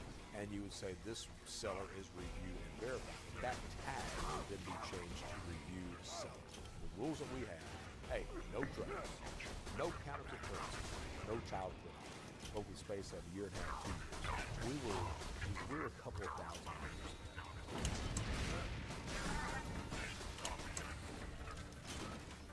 We're doing pretty well with counterfeit. It's fake IDs, it's eBay fraud, PayPal. It's strictly scams, is what it is. We're coming across from that. One day, this guy comes over, and he had the screen name Script. He was this Ukrainian spammer, and what he says is, he says, hey, I've got credit card information. And Script dealt with what we call the COD, change of bill, just the credit card details and the ability to update billing. So you would be able to log into the credit card account. You will see the available balance on the card. These days they refer to it as account taking. We have never seen anything like that. And the initial response from the community was, this guy has got to be logged in. Hey dude, if you're going to sell on Counterfeit Library, you've got to be reviewed. So he was like, okay, let's get reviewed. He's like, oh, I need a drop address. Kind of a phone. We give him the drop address. We give him gives me card information, card number, expiration date, security code. He's changed that billing information to that drop address and the phone number from the actual cardholder information. I placed an order with Thompson's Computer Warehouse for $4,000. Same card. I also placed an order with Dell's Outlet for $5,000. Goes through $9,000. Goes through, get the product shipped to me, they arrive. And the way that works is you receive the merchandise, and then what would you do? You resell it on eBay. I get back online with Script, and I post the review on Counterfeit Library. And within the space of 2 to 3 days, Counterfeit Library transitions from that fake ID and eBay fraud to basically a credit card theft site. Once Script comes in and starts offering credit card thefts, at that point in time, Counterfeit Library simply exploded. Turns out the Script had a company. They were stealing all these credit cards. Within 30 to 60 days, we had hundreds of posts per day of people that were looking for information, of different sellers that were coming out selling credit card details and physical credit cards. We had more traffic than we know what to do with. There's a few different ways you can steal credit card details. You can get it through phishing schemes. You get their name, social, date of birth, card numbers, pins, all that stuff. And a phishing attack was spray and pray.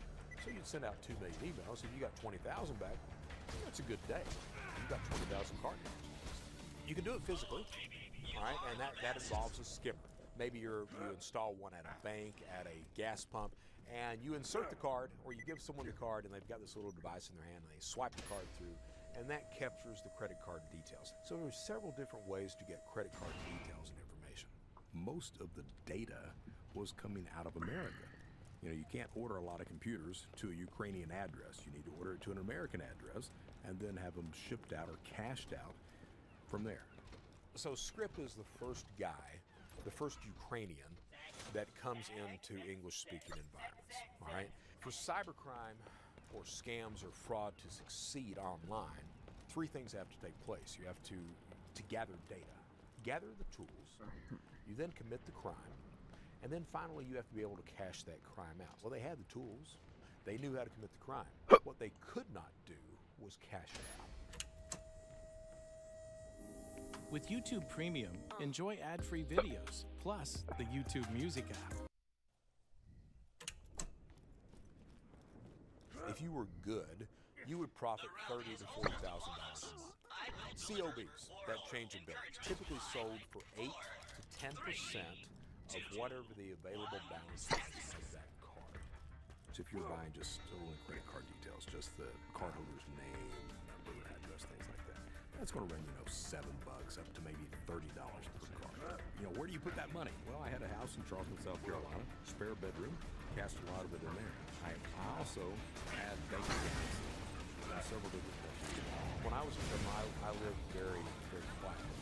I had a house. It's not an expensive house. I would typically eat at home if I ate at a restaurant. It's like that. So I was able to save some money, but you have to understand that when I was in money got to the point where you didn't understand.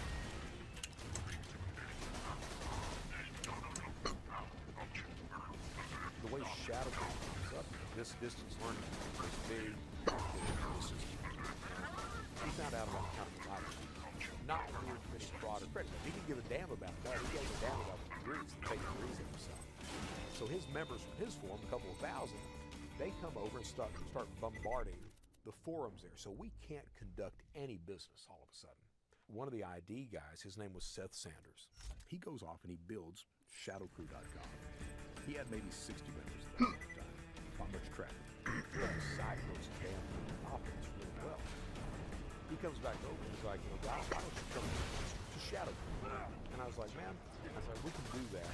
Make me super admin, let me make whatever subforms I want. Put the number of people that I want to charge at my store.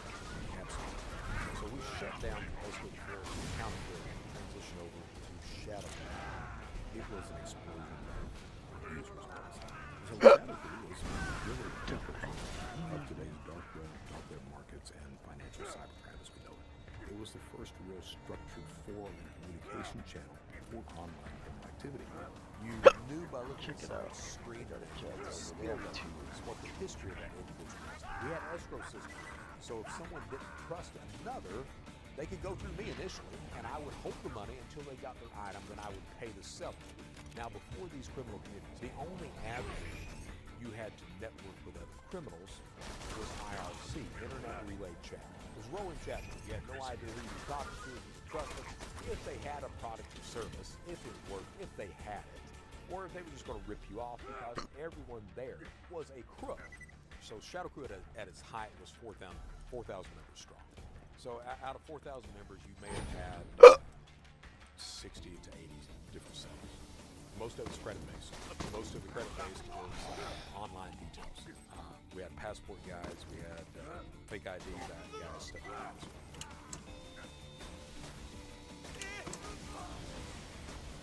We were not many of us. We were simply these we thought we were computer stealing information. What we didn't appreciate is if you're living a criminal lifestyle, how are you going to ensure that no one rips you off? At the end of the day, it relies on violence. All right, that's really what you have to resort to. We had never seen any violence at all on Shadowcrew, any of those platforms. One day a user comes in and he starts posting these pictures of a guy who had ripped him off. He had the guy kidnapped and beaten. And it comes with a message: never steal from me. that's the first instance of violence that we saw. Who's involved in cybercrime? Every criminal group that is imaginable as taking part in cybercrime because they view it as more safe. It's certainly more profitable. You absolutely see the Italian mob, you see the Mexican cartels coming in. You've got these scam farms that are out there, these buildings, these organized elements coming together are different than it was when I was a criminal. You've got an actual compound or community of people that are working together, running different basic departments in order to make sure that that fraud, that crime is successful. They're really running it more business-like than we did.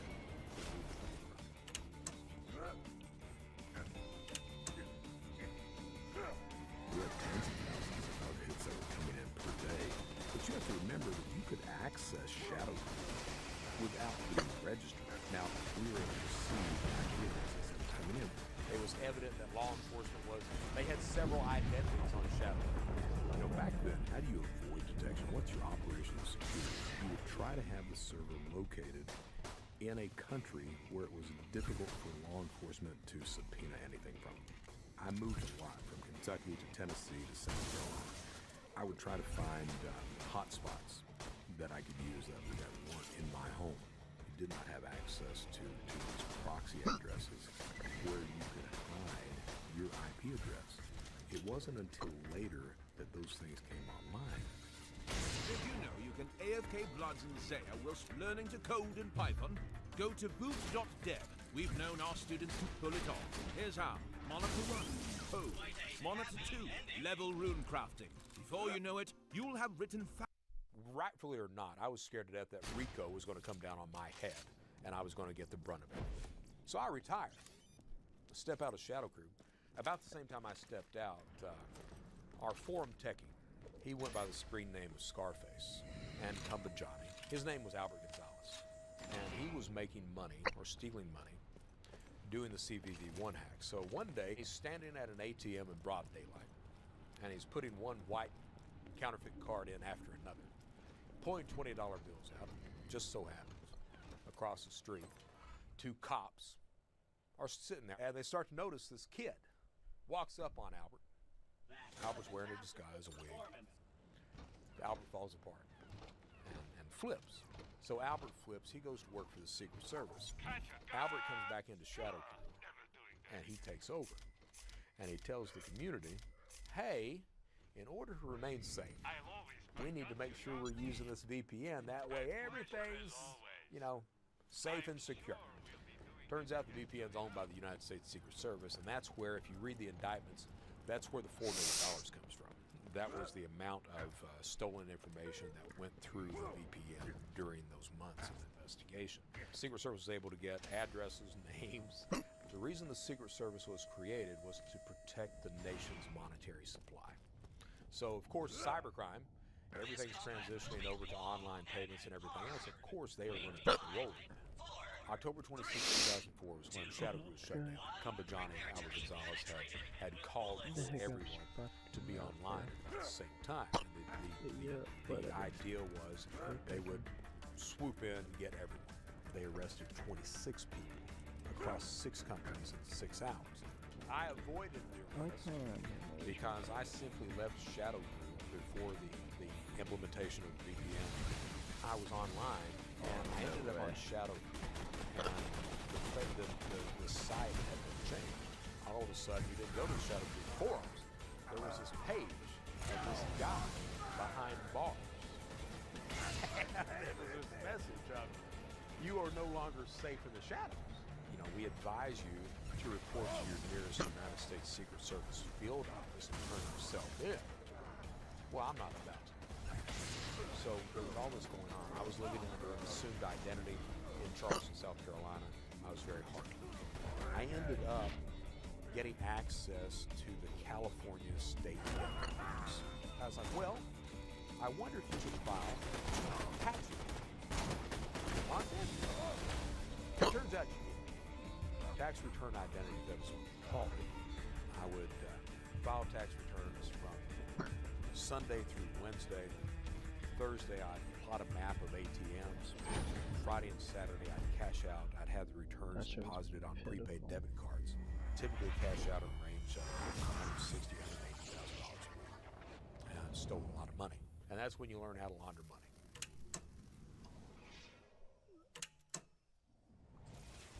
I was married for 9 years and lied to my wife.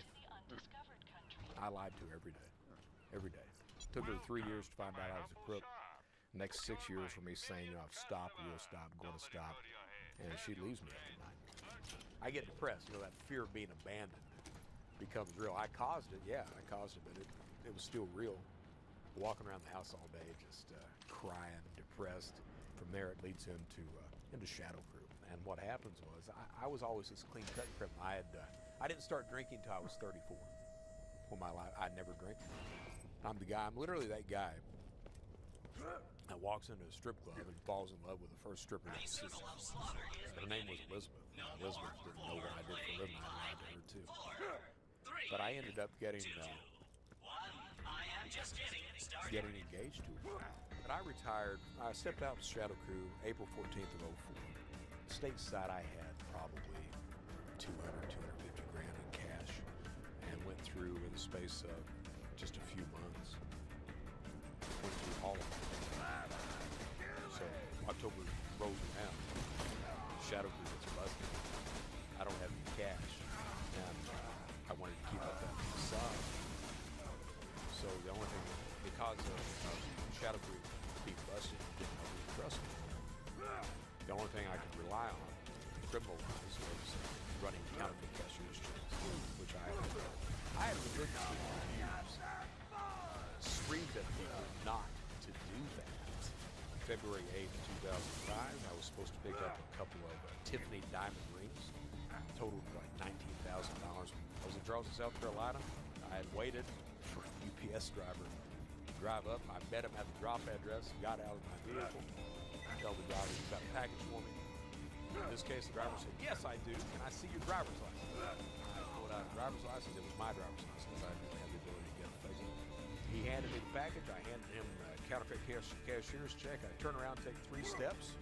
There's the FBI, guns drawn. In walk these 2 Secret Service agents. They sit down. They look at me and said, "We'd like to talk to you about some stolen credit cards." And they took over the investigation.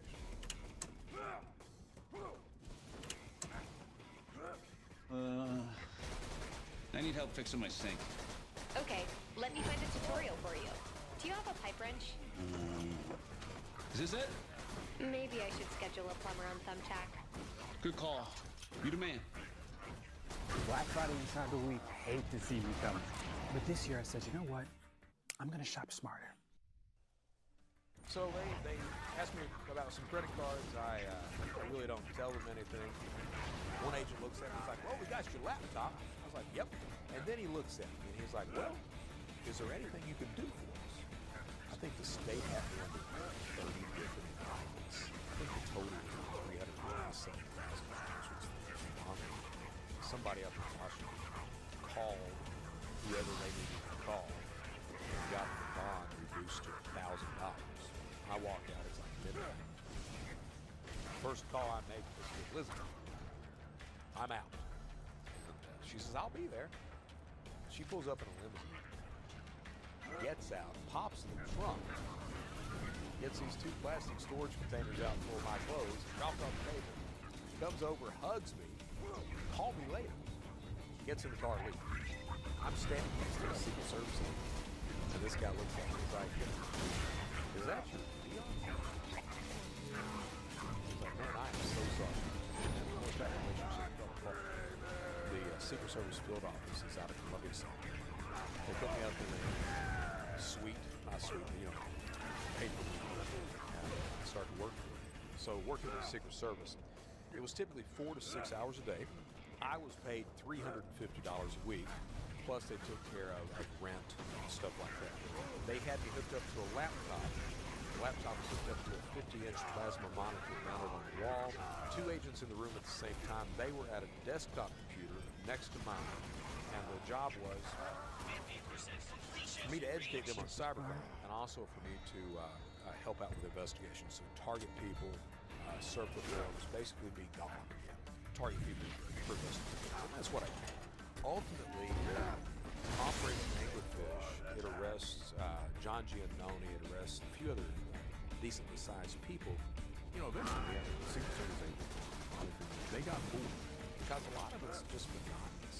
You know, I'm around with other criminals, developing relationships with those guys. On my laptop, they had Camtasia and Spectre Pro, so it recorded all keystrokes, and it also took snapshots of the screen every, I think, 15 or 30 seconds. All of that data, they got captured on DVD, on spinner.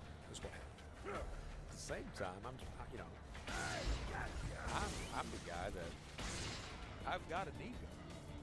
I realized that, okay, all that data, no one's going to go through those DVDs. No one's really cataloging any of that bullshit. I can pretty much do what I want. So I started committing crime. So I was committing tax return, identity theft, credit theft, and various other crimes. For 10 months, I screwed up. So Operation Rolling Stone, an operation where we were supposed to arrest some of the people that I had targeted. One of the guys that were arrested, I had taught that how to do tax return. Turns out that the night before, he had loaded up a U-Haul full of stuff. And that stuff was evidently all the evidence to charge the guy. So they come back to me. Did you talk to anybody? And I'm like, nope. Well, we're going to make you take a polygraph. As soon as I said that, I'm like, I'm not taking a polygraph. Call my lawyer. So my lawyer gets on the phone. I'm on the phone with him. He's like, Brent. He was like, well, you don't have to take a polygraph. I was like, well, that's a good thing. He's like, but if you don't, they're going to throw you to jail. So I take the polygraph, failed it miserably. Miserably. A subsequent search of the apartment unveiled a lot of stuff. And I had an apartment. I had money, cards, missile, identities, all that stuff. I didn't want it. Fine. They revoked my bond.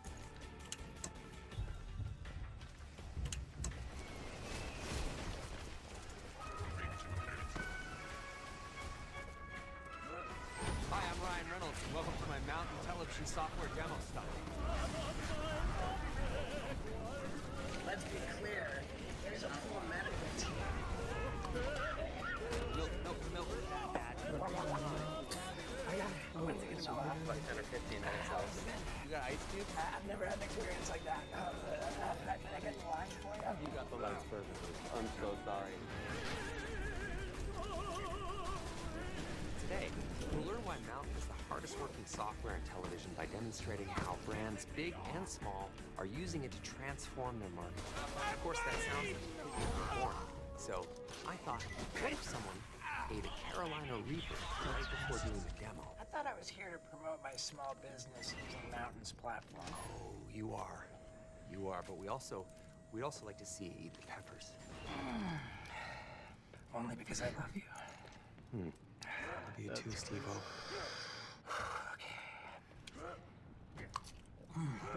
There it is. It's over 1.5 million units on the Scoville heat index. Yeah, it's the hottest thing you can legally put in your mouth. Yeah. I'm shrewd, I will not swallow. Mm-hmm. Woo! Swallowing, I can tell that. Yeah, there it is. Okay. All right, well, we should start. You know, Mountain is so easy that Steve here, he can flight his own TV ad. So I think you just take it away, Steve. Mountain is a self-serve platform that makes putting an ad on television as easy as paid search or social. So they revoked bond, threw me back in the county jail. Week after that, Don't worry, the guys, state I'm judge advertisement in me. reinstates my bond. No one calls the Secret Service to tell them that. I walk out. I met with my mom. My mom's outside waiting on me. And I looked at her, I was like, I can't stay. She was like, what? So I take off on a cross-country run. I had a truck, get in the truck, head west on I-20. No idea where the hell I'm going. I get to Dallas, rented a room for 2 weeks, started doing tax fraud out of the local Kinko's. The night everything was funded, 67 cards. I ended up with about $130,000 cash. Drove down Route 66, visited Roswell, New Mexico, ended up in Las Vegas. Stole another $160,000 out there. Went out to LA, stole another $60 grand. Come back to the hotel, sign on to apartmentmarket.com. I'm United States Secret Service. And I sat there, looked at you. That's the first time my name from the forum, picture been posted. Everything else, I sat there just stunned, looking at it. And finally, I said out loud, I was like, well, Brett, you've made the United States most wanted. So what are you going to do now? And I said out loud. So that's what I did. I checked out a hotel there in Vegas, drove to Disney World, got my year pass at Disney Universal. And I was like, you know, I can lay low, I can enjoy the parks, there's a lot of tourists in the area, I can hide. Rented a timeshare with cash, bought electronics, everything else, and the idea was, well, I'll just hold up for a year, then I'll bug out to Florianopolis, Brazil, and set up shop again and do it all again. It was September 16th, 2006. I heard this knock at the door.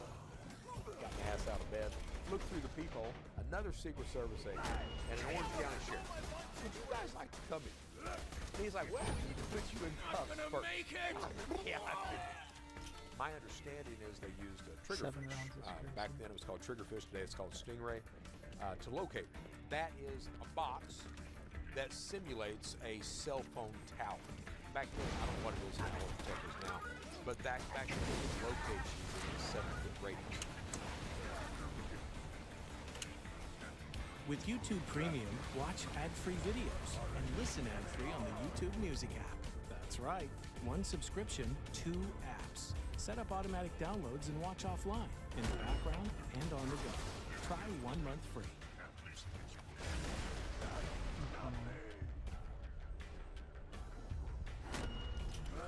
After 3 years of therapy, this is what I figured out. There's talking to someone, and then there's talking to the right someone. I met my therapist when I was going through a huge life transition. I knew it would be smart for me to talk to a real professional instead of turning to less helpful sources like, I don't know, endlessly venting to my friends. Don't get me wrong, I will continue to do that, but I knew it would be smart for me to talk to a professional. I feel like I have a much clearer understanding of my self-worth, and I'm better at emotionally regulating, and I have these practical tools that have helped with my anxiety so much. Genuinely, I'm proud of myself. I really am. But it was so important for me to find a therapist that I actually liked and felt like I could be honest with, because this person was going to hear my most intimate thoughts and feelings. BetterHelp has a therapist match commitment, and what that means is they do a lot of the initial matching work for you. So what I did is I went on and I filled out this quiz about what I was looking for, what my goals were, and then they have an algorithm that matched me with a really great therapist that aligned with me. I ended up switching 2 or 3 times until I found someone that I really love, and I'm so grateful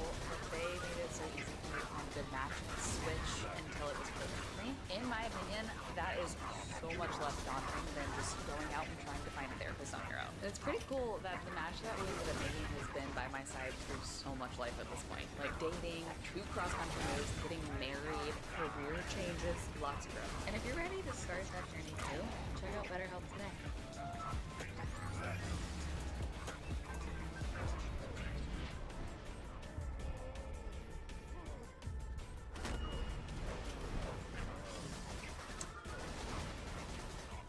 I'm arrested, I'm thrown in the Orange County jail. Ultimately, the state charges were dropped in favor of the federal charges: conspiracy, forgery, aggravated identity theft, and multiple counts of all of those. And it was like 75 months.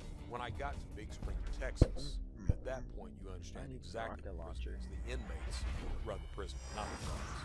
When you get to prison, you're met by your race. I'm met at the door by the treasurer of the Aryan Brotherhood. He looks at me, he's like, how many more white guys coming?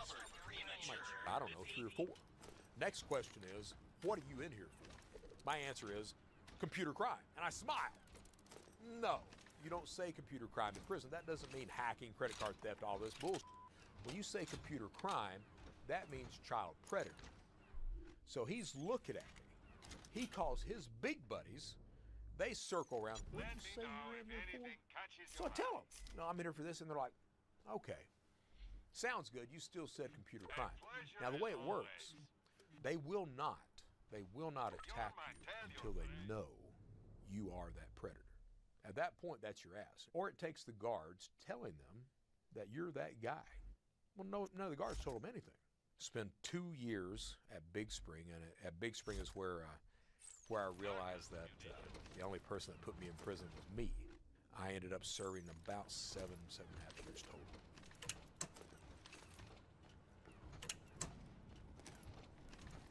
Anyone that commits cybercrime or computer-related crimes, usually you're under 3 years or 5 years supervised release. And during that time, you're not allowed to touch a computer, or there are certain guidelines that you have to have. I was released from prison, went to the halfway house. Didn't have a job. I had job offers. Deloitte, no before, couldn't take them. I asked about fast food. No, that's a computer. Can't touch a computer. So I couldn't get a job. I was going broke. My probation officer had given me permission to get a cell phone. And I had signed on to plentyoffish.com. About the same time, my wife, now Michelle, the first date we had, first real date, she asked me 10 minutes into it, she's like, what's the worst thing you've ever done? I was like, I just got out of bed on prison. She's like, no, seriously. She told me, I told her all about it. She decided to do dating. Finally, I get a job. The only job I could get was fishing online. Bust my ass, 10 hours a day, $20 an hour. Job ends because I get old, grass stops growing, and I get it in my head. I got to do something to show my work. Get on the dark web, get some stolen credit cards, start ordering food.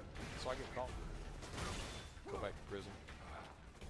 The lesson I learned was Michelle didn't need me for me. She was winning. Got out of prison. Got married to her shortly after that.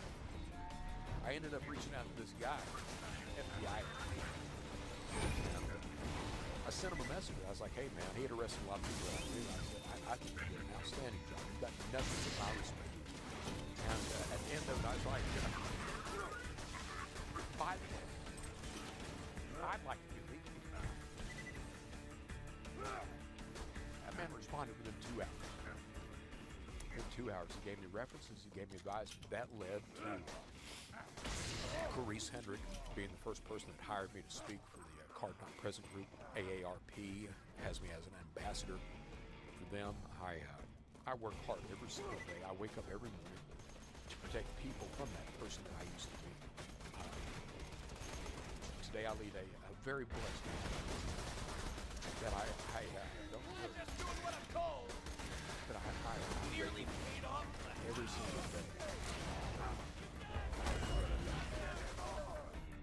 I regret every single instance of that.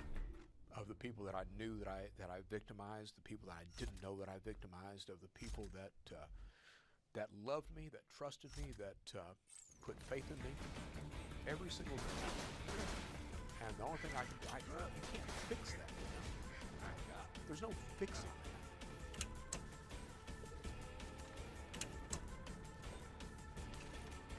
I use PayPal to buy this ticket. I'm paying it off over time. No fees, no interest. You know what else is? Cybercrime is the third largest economy on the planet. You've got China, you've got the United States, you've got cybercrime to the tune of $10 trillion a year. It's a booming industry. When I was a criminal, you had to understand every single dynamic aspect of the crime. Your own security, the company security, how to make fake IDs, run drop addresses, launder money, everything else. That's changed. Now you have fraud as a service.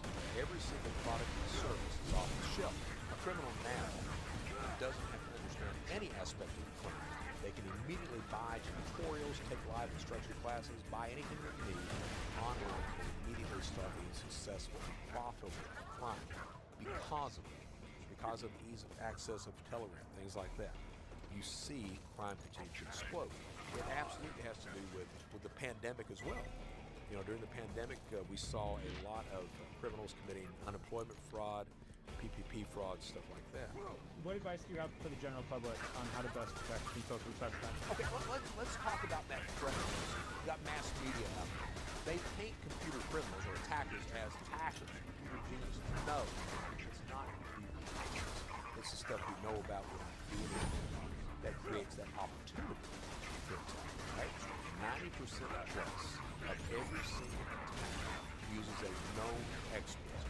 It's something you know about. It's something you've been told about that you're not doing anything about that opens that door. 56% of companies experience a breach because of third-party access. Your network's only as strong as the weakest device which accesses it.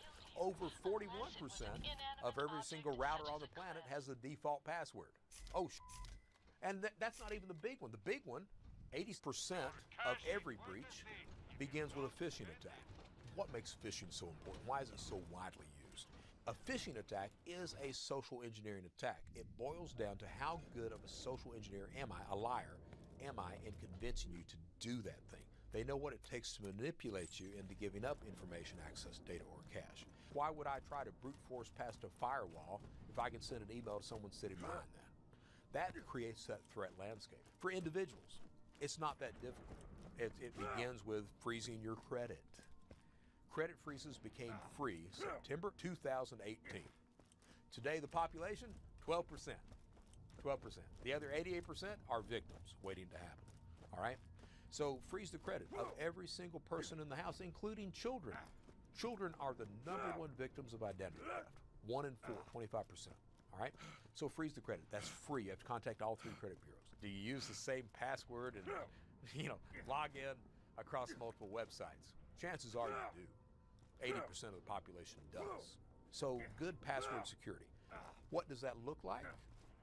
That's up to you. You can use a password manager, you can use passkeys. I'm not against a password notebook as long as it's not at your desk at work.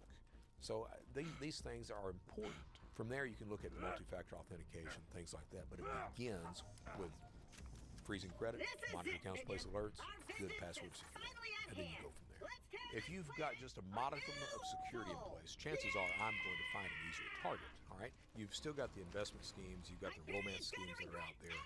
What's interesting is over time, you're getting, credit card theft is still huge, make no mistake about that, but there's almost a shift in the mindset of online criminals where they're going more toward the scam environment.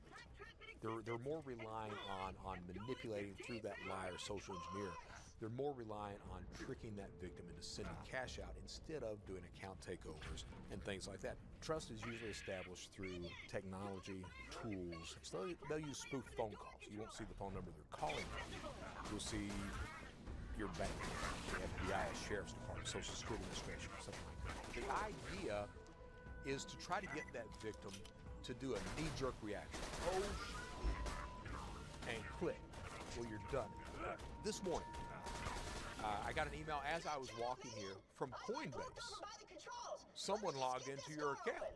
I'm like, oh. Now, you open up the email. Someone has accessed your account. They've logged in. Then it's got the link. Do you click on the link?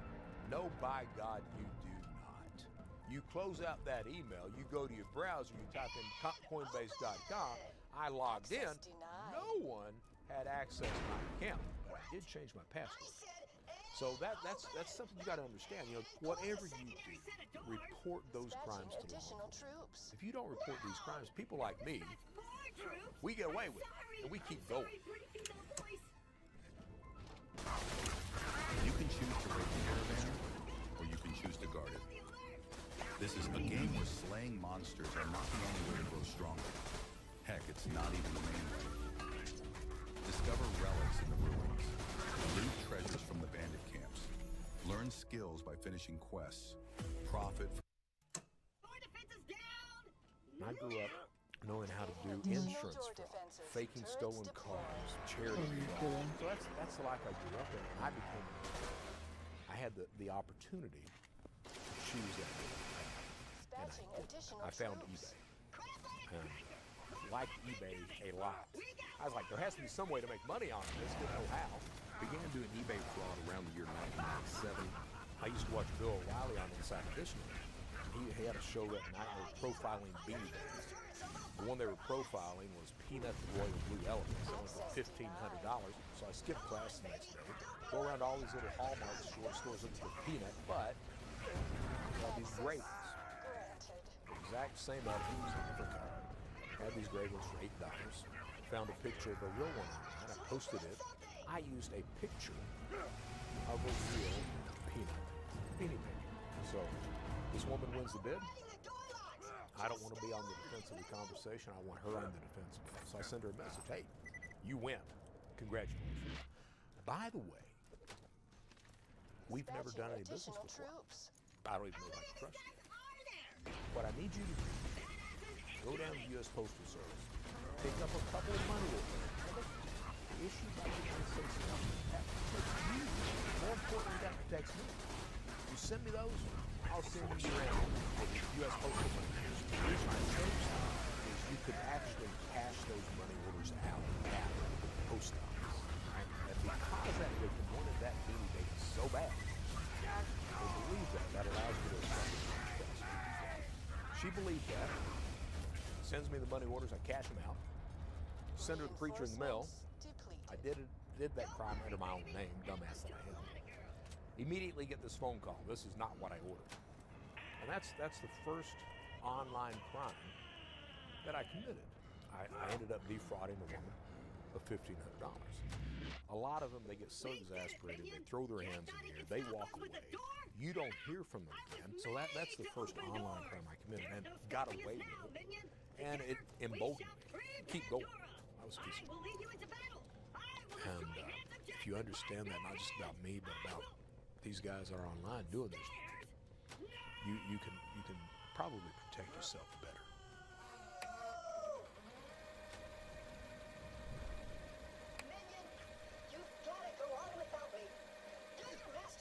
Hi, I'm a producer on How Crime Works. If you enjoyed this video, then please subscribe and comment below with more ideas of topics you'd like us to cover in this series. The key's nearly charged. This world is gonna end. High quality, low prices, and no questions asked. You're my millionth customer. Don't let it go to your head. Goodbye. Interesting. With YouTube Premium,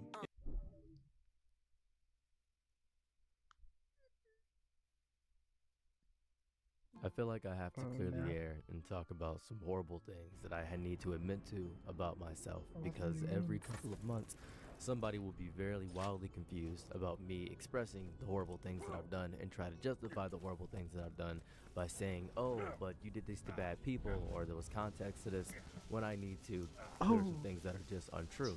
So I have made a bevy of stories on my channel, and the reason I'm making this is specifically because of this one. This cafe died because of me. Now, this video has received a fair amount of backlash. Despite the low amount of views, I have received 20 messages about this video. And I'm discovering that a lot of people are very perplexed by a lot of my actions in the video. If you don't want to watch the video, I'll explain. I left a bunch of negative reviews at a cafe a couple years, I think it was 6 years ago. Maybe I think it was 6 years ago, back when TikTok didn't have long videos. 6 years ago, it was 2019, and I explained this story. The reason I explained this story was because it's something bad that I had done about 6 years ago.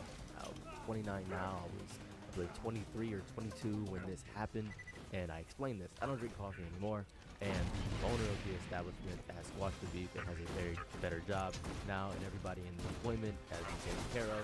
They got paid out. It was a whole thing. It was a fun little situation, but I didn't explain the part I just explained now.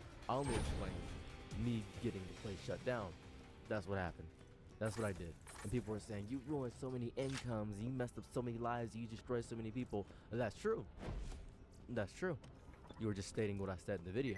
You are 100% correct. That is correct. I did a bad thing. That's what happened. Now, also, I would like to point this out. I got gang members to play D&D.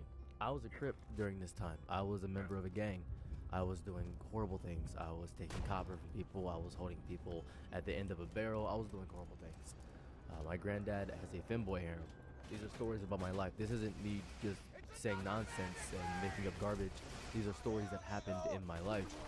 My granddad has a femboy harem. My granddad is a horrible person. Horrible person. Horrible person. He is homeless right now, living with his femboys, and he is being evil. And I explained this story because it seemed to be a wild situation. That's what happened. I was married to a 90-year-old lady when I was 18. This is another story that happened in my past when I was younger. I was homeless after I was 18, and I had just beaten leukemia. And my mother kicked me outside the house because I was selling illicit substances out of the house, even whilst going through leukemia. And I just left because, that happened. And then, old lady, she took pity upon me, and I was married to her for 2 months, and she passed away. Now, I explained this in the story, and this is what I did. Her grandchildren were torturing her and poisoning her. I ended up laying betwixt the sheets with the mother. That's the mother and the granddaughter. The granddaughter was 30, and the mother was 51, somewhere around that range. She was 90. So that's what happened there. So that's the whole situation that happened there. That's what happened. I lost my innocence at 8 years old. That's just what happened in my life.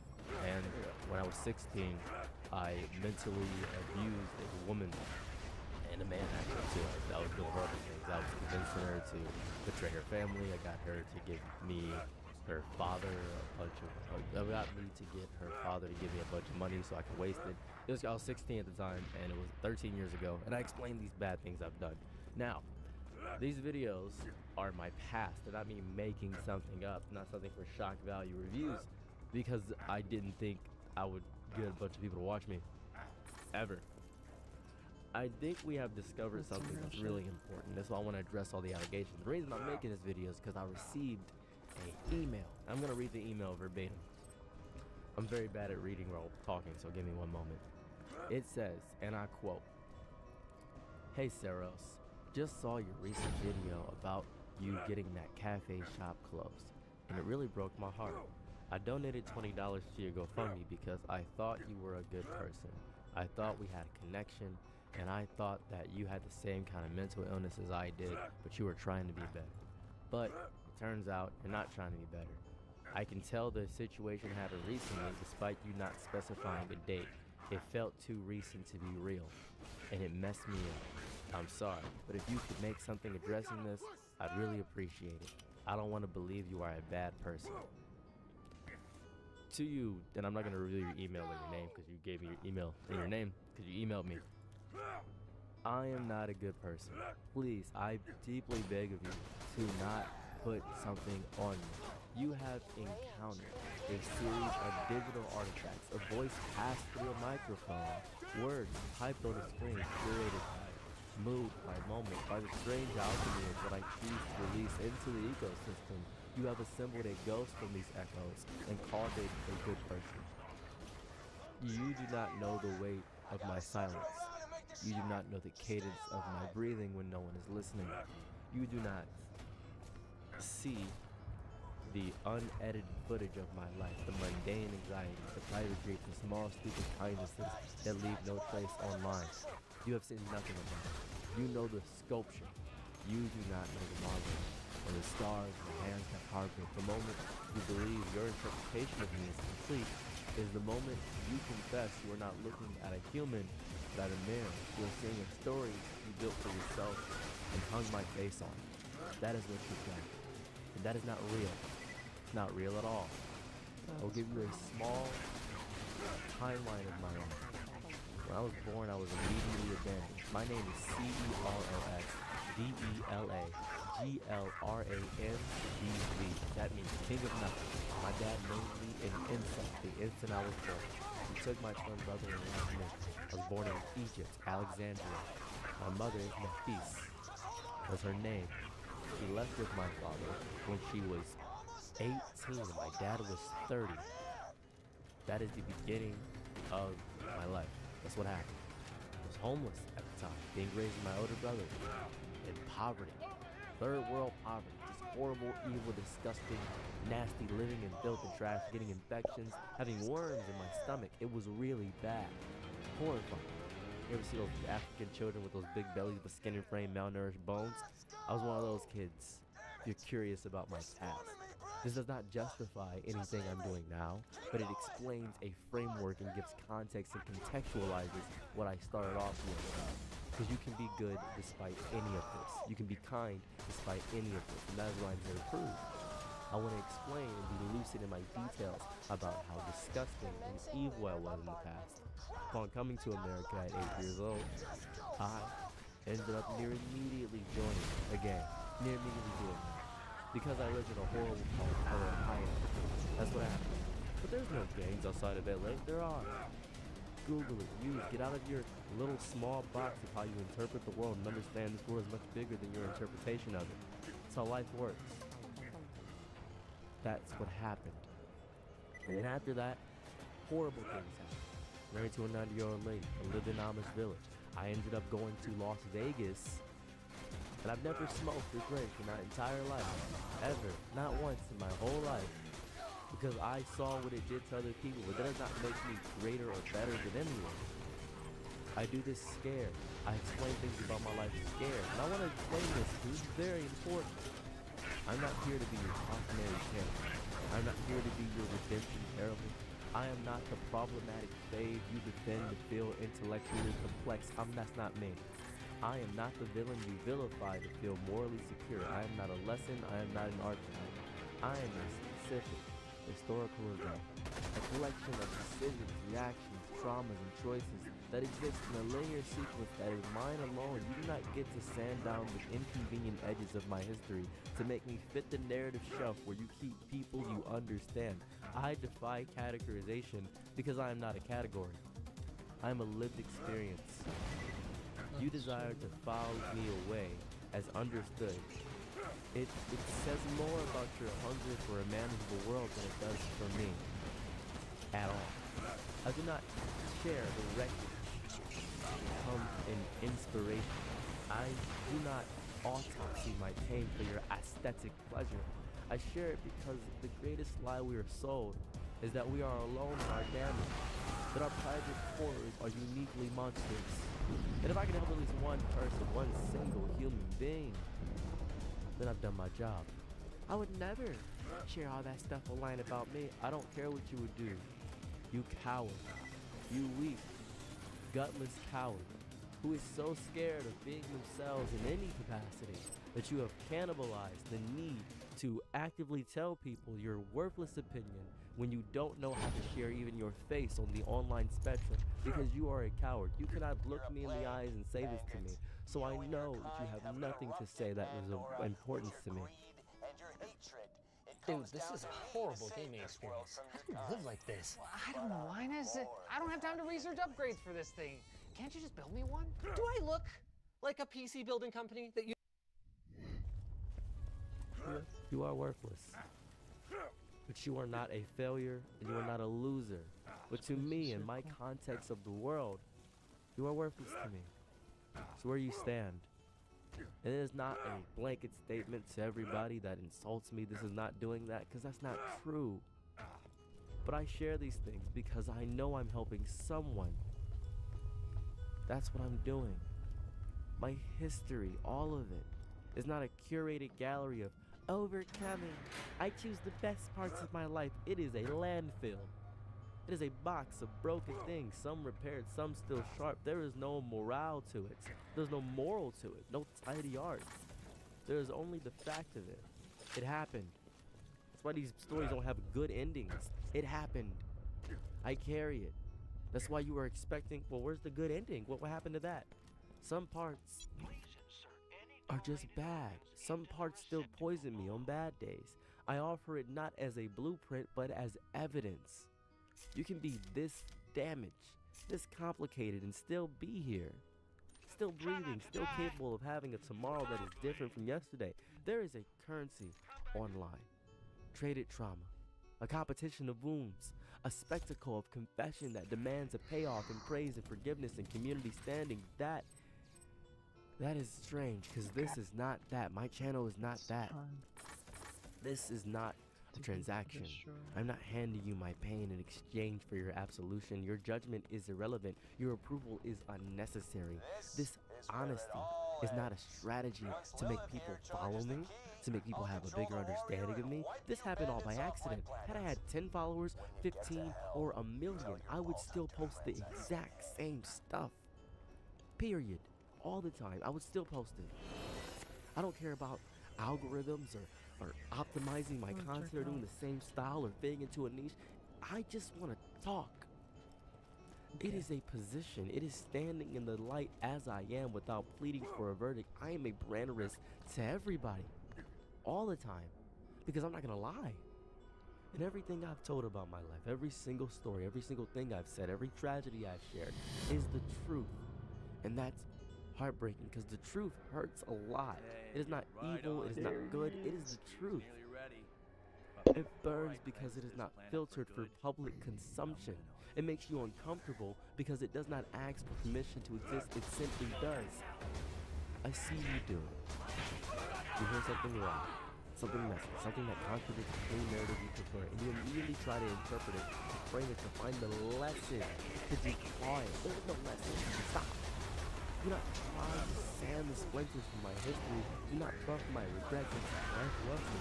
Do not try to wire my chaos into a coherent, motivational speech. The things that shape me are not pretty. They are not simple. I'm broken into the person I am today. They do not exist to make you comfortable or to inspire you. They exist because they happen. I will not allow you to read my reality into a more palatable fiction. I would rather be a disturbing truth than a comfortable lie. You have a fantasy of transformation, and I am becoming more kind. But you want the glow of the montage, the before and after photo, where the actor is smiling, whole, and perfected. That is a fairy tale. Real change is it is 2 steps forward, 1 step back, into the exact same ditch you just crawled out of. It is carrying the ghost of every mistake you've ever made, every person you've hurt, every burden of yourself you're ashamed of, and choosing to walk forward anyway. It is looking directly at the wreckage of your own choices and deciding to build something new on stable ground. You're a speaker. I'm not complexing. I'm not seeking pity. I'm documenting the landscape. I am showing everything. It's unheroic, but it's sexy. It's peculiar. It is possible. It is the hardest work you will ever do. It never ends.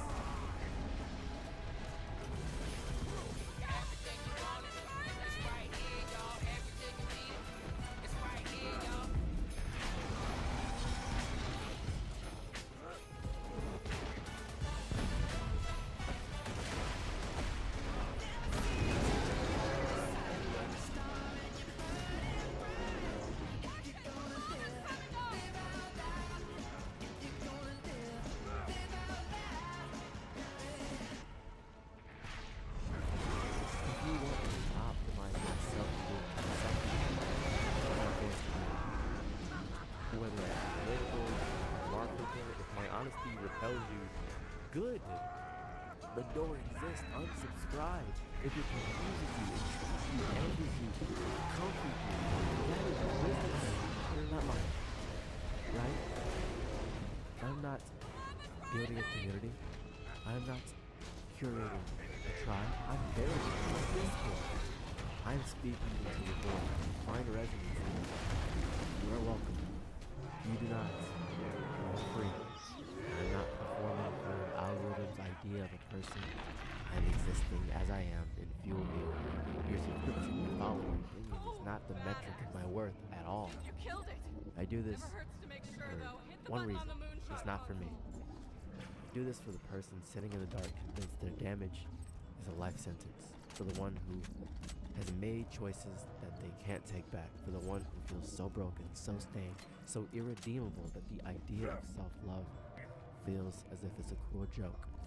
I am talking so that person hears an echo, so they know they are not a monster, so they know that someone else has stood in that particular hell and has not been consumed by it, so they know that complexity is not a curse. It is the condition of being alive. You are not alone. You are not unforgivable. You are not beyond the reach of your own race. You are a human being, flawed, contradictory, capable of great harm, great healing. You deserve peace even when your mind is a war zone, especially then. But I want to keep this very, very simple for you. I am not your savior. I am not your guide. I am proof of concept, a living, breathing document. I am chaotic.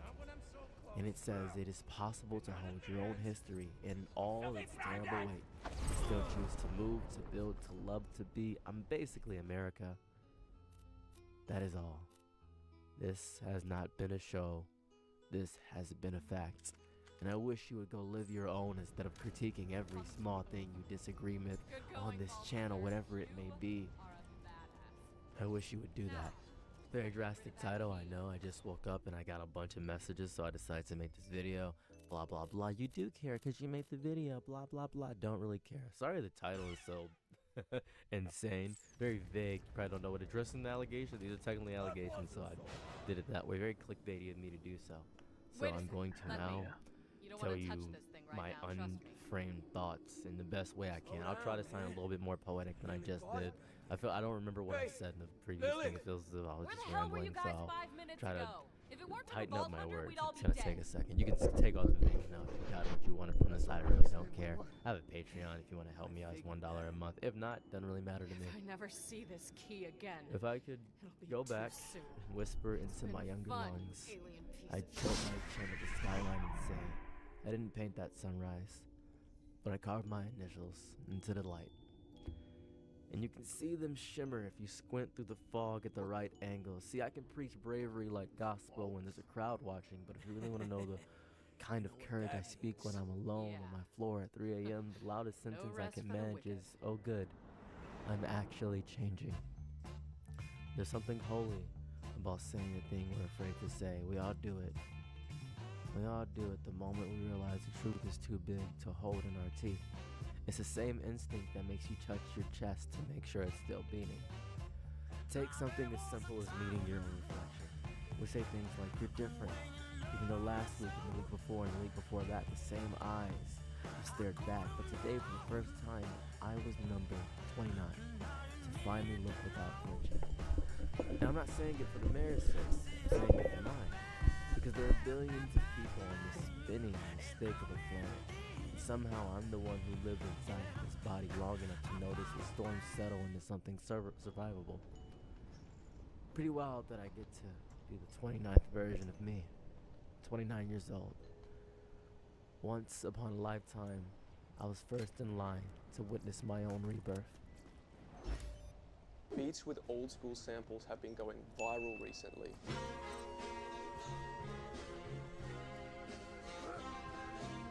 Hi. Do you know who it is? It's going viral. My mom. It wasn't the sweet kind with violins and candles that you see on your Instagram stories. No, it's the kind that feels like lightning churning through telephone wires, sparkling and snarling and illuminating the ribs I used to hide behind. Everything I rebuilt had never existed before. I woke the next morning with a grin. And I said to myself, I'm finally someone. I think about that version of me more often than I don't. And if he ever hears this, I want him to know that our first breath of honesty tasted like metal. In triumph and fear, braided together like a rope, I met myself on a night where the moon forgot to die. It was bright outside despite being the dead of night, and despite the sky refusing to dim, I still walked home alone. Because I didn't know how to stay with myself yet. Parents tell you to be home before dark. But what if the whole day refuses to end? What if you get so lost in your own becoming, the sun stays out of respect?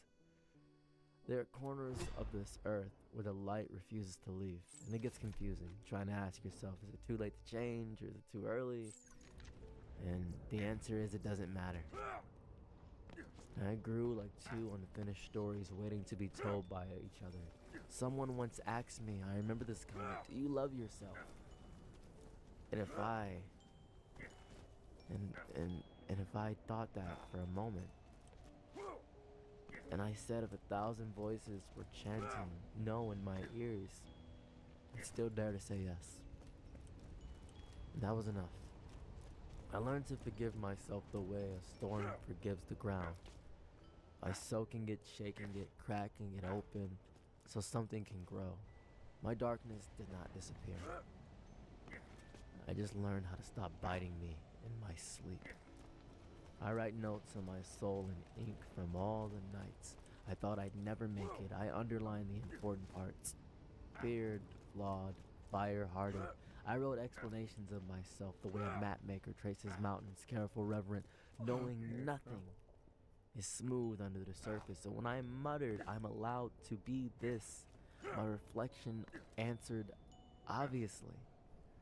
I think about the beauty of the undeniable, the way truth barges in whether we're ready or not. Like every time someone opens their mouth to say it's raining, yes, obviously, I think it's a reminder to state the obvious. It says time is moving, and somewhere along the way you grow teeth and wings and a spine that bends but never snaps. Time teaches us we are always mid-transformation. We balance on the wire between who we are and who we're becoming, listening to seconds crumble into decades, watching millennia swallow themselves whole like the universe is trying to remember its own name. We almost never understand one another. Understanding is shattered across galaxies. The heavens have no fronts or back. And wherever we stand in the center of everything. All we can offer is a piece of our truth, and hope someone hears the deep heartbeat underneath. Hope we mattered, not perfectly, but honestly. My chest is a forge I've used to melt my fear into something sharp enough to carve my place into the world. I love the moment a clenched fist remembers is also a hand, because when I take notes on myself, I need the freedom to underline everything. I'm brave, I'm wicked, I'm aloof, I'm brazen, I'm becoming. I am a battle cry blooming like a riot, a fire, a wildfire, more so. Rewriting the geography of my past, I will always have the obvious truth. And you should too. I am flawed, I am fierce, I am free. It reminds me who I am, a creature holding a heart-shaped jar and passing it to the universe and whispering, could you help open this? Please. And the universe always replies, I can. But it might break a little. I am not here for you. But I hope you can be here for yourself. Thank you.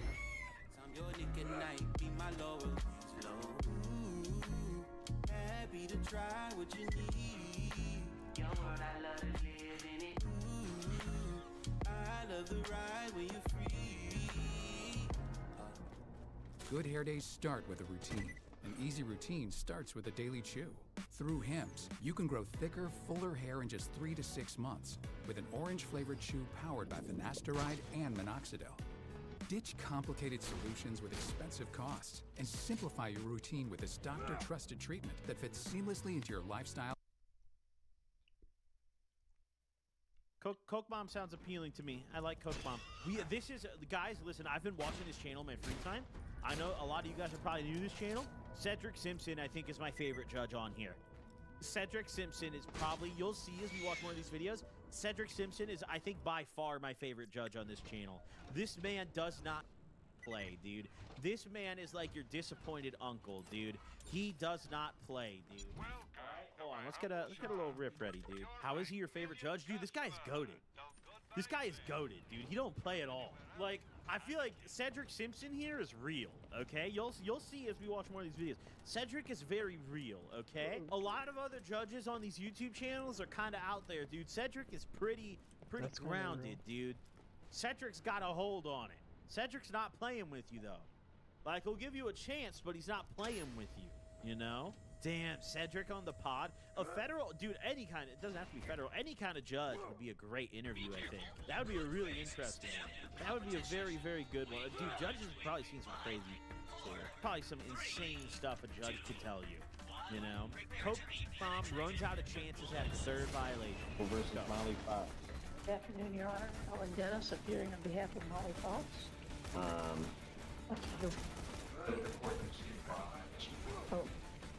Have you seen it, Downton? Oh, here, whoa, go back, whoa. Here we have Coke Mom, dude. We have large size boots.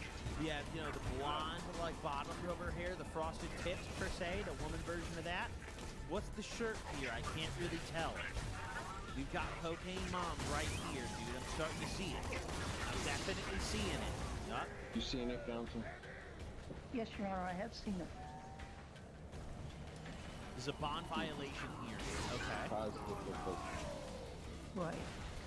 Your Honor, when the bond was set, I wasn't actually present when the bond was set, but... I'd also like to highlight for those of you guys who don't do blow, or maybe you aren't familiar with all the test stuff, but testing, in particular for Coke does not stay in your system for very long.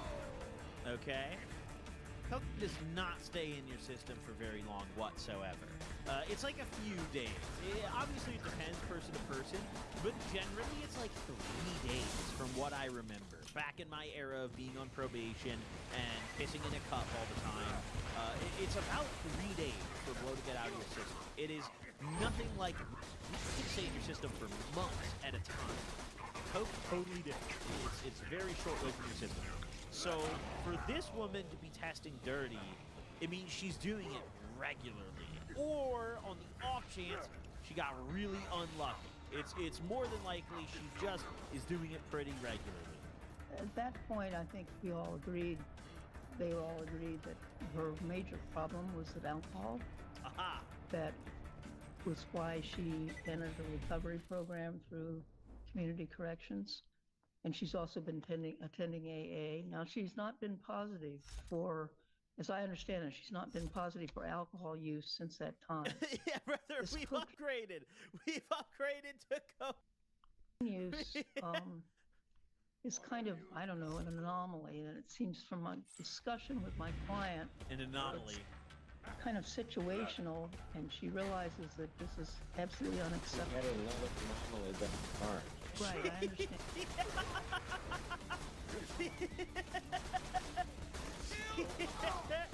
Yeah, another anomaly, dude. Get it, Cedric. What I mean is, it's not, unlike the alcohol, it's not the dominant problem. And yet it is a problem, of course, but it stems, I'm told, from a friendship that she has with somebody that she's had for many, many years. And apparently this other person got into trouble. Brother, who is this lawyer? This woman hired quite possibly the worst fucking attorney of all time. This grandma is sitting here, Your Honor, her friend actually does coke all the time, now telling the judge that this woman surrounds herself with coke users by choice. Okay, so you're not getting better anytime soon, dude. He would sometimes participate when she was with that person. She realizes she has to break off all contact with this friend because it's apparently evolved into a relationship in which coke customarily used. So we would ask, of course, that bond be continued, and if the court thought it was appropriate, it could be put on a tether. She has been going to 8 weeks of the first phase recovery program, and she started the second phase prior to this coke course. Cedric's not having any of this. Look at this man. Cedric is not having She also a word of it. AA once a week in addition. So, recovery program, I guess I would have to say, has been partially successful, and we would like to have an opportunity for her to continue to work on her recovery through that. And I know Mr. Kennedy and I have talked about the possibility of resolving the case through recovery court, but he's not sure that she's eligible, and I'm going to find out if that's true, because that might very well be a good resolution. So, and in the meantime, I mean, she is... Do we know what she's on bond for, chat? Have we heard at all what she's on bond for here? What is it? What is the original crime? It's the caregiver for three minor children, ages 13 and 5. They're all her children. And her significant other with whom she lives, he works full time for the car Get company. these stupid captions out of here, bro. I'll form my own opinion. Ford, and is gone in the daytime. So caring for the children, especially when school gets out, which will be pretty soon now, would be very difficult without her presence. But so of course we're asking for bond to be continued or possibly be modified to provide for her to have an alcohol. Dude, I think she just asked her mom to, like, come represent her in court. Like, she literally just asked her mother, like, hey, will you come to court for me? And she was just like, yeah. Drug tether. I might also Just got say, up. I think, Like, is this even a lawyer? Like, what is this woman on about? my understanding is that she entered the recovery program voluntarily. That was not a bond condition. Is that correct? It wasn't. She says it was not. So she is she's attempting to do recovery on her own, but of course, community corrections made it possible for her. Violation with coke. I'm sorry? This is her third violation with coke. Cedric's about to clap her. Cedric's coming in for the kill. Apparently so. Yeah, that's a problem. It is a problem, and but I think the tether would definitely take care of that problem. I don't have a tether that reads coke. Well, that's what I wasn't sure when she suggested it, whether that was feasible. She seemed to think it was, but I don't know. She who? My client. Of course. She's going to tell you that, and then she's going to go out and use coke. Well, maybe she just doesn't know. I didn't know. She does what addicts do, and they tell you something that's not true. Well, I don't know that she's truly an addict because her use has not been that frequent. But at any rate, I totally agree with the court that she can't be Holy using shit, cocaine. Cedric is tapped out. He's like, yo, I'm finna hit Jimmy John's. He's thinking about his order. I'm gonna get me a veto number 5, brother. Extra spread. And I think she also agrees, and she understands. At what point did that dawn on her? I'm sorry? At what point did that dawn on her? When we ordered that she couldn't use illegal drugs? In January when she tested positive? In March when she tested positive? Or this time when she tested positive? Which point did she also figure out she can't use it? Well, she should have figured it out beforehand. The Your lawyer Honor, is but laughing. Oh my God, the lawyer is laughing. It's over. She now tells me she has figured it out, I guess you could say. Get these stupid ass I captions. hate asking, but I'll ask. Why not? I'll bite. What this time made her figure it out?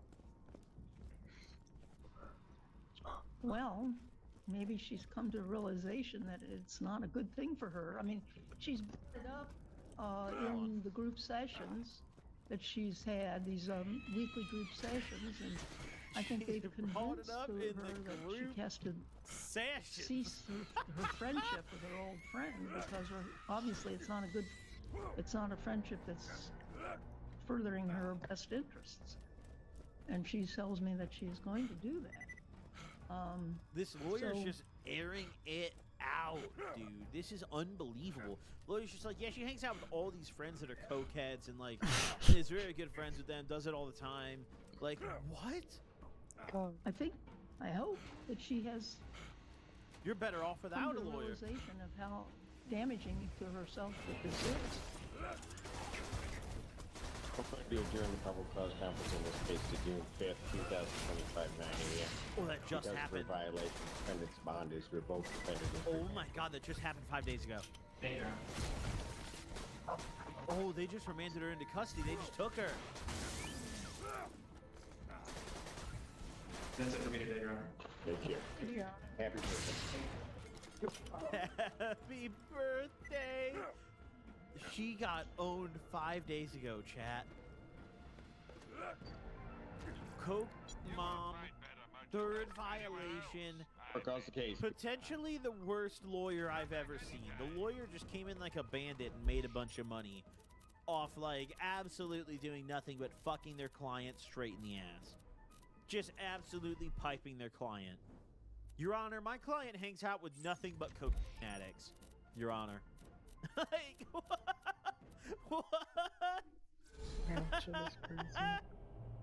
Oh my God. You have another court cam. Dude shows up to court in shorts, in his system. Bang, boom, pow. What have you been doing with yourself, Mr. Compton? You've come in here. What is this resolution? What is this quality? Oh. You're smacking gum in shorts. You're smacking gum. Shoveled. It's your... Do you play League of Legends?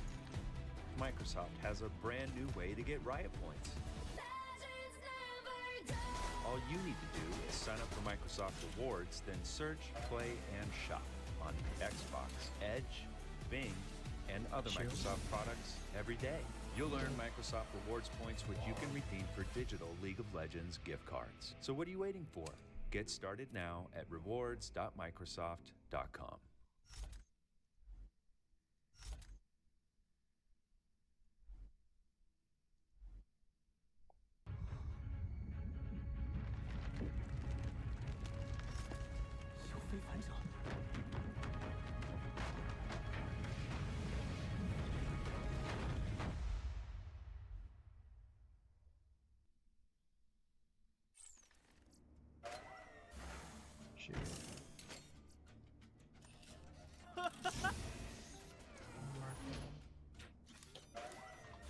Where do you live? In shorts, disheveled. Yeah, I'm not gonna lie, just off the first few seconds of this video, judging by this judge's outfit, I hate him.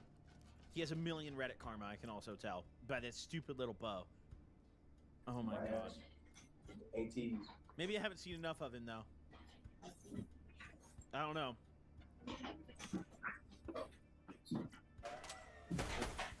How old are you? Shield.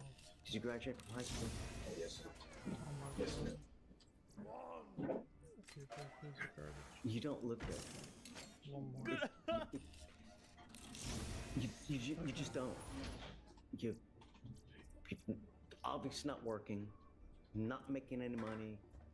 You know, perception is reality. What the? Mr. Compton.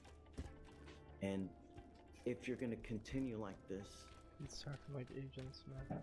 you're gonna have this same look when you're 52. He just called him broke. Bro walked in the courtroom, he said, "You're broke as..." Get your broke ass out of my courtroom. I would charge you a fine. I know you can't pay it. Leave. But you're gonna have a lot more missing body parts, hair, teeth. What? It's What? You're supposed to work your ass now at the tender age of 20s, so you set your future up.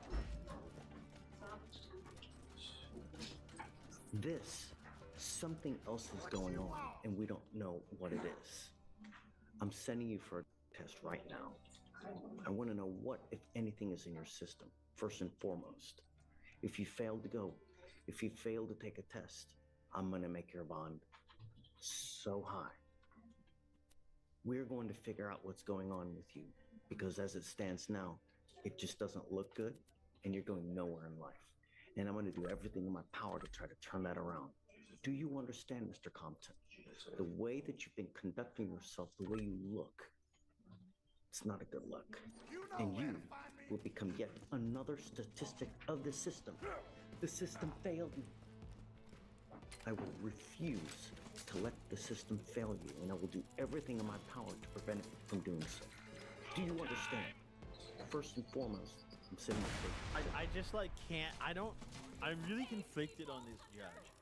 Like on one hand, it's like okay, cool, but I also just get like such a almost like I don't know, man, and almost like snarkiness out of him. I can't say I'm a very big fan of this judge. You must come right back. Take a seat.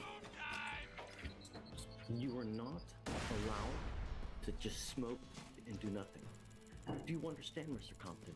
You are still so this is a violation. Positive, and the next time you test positive, you will stay with me. Tell me, what have you done since the first time we've met 40 days ago that you've bettered yourself? What?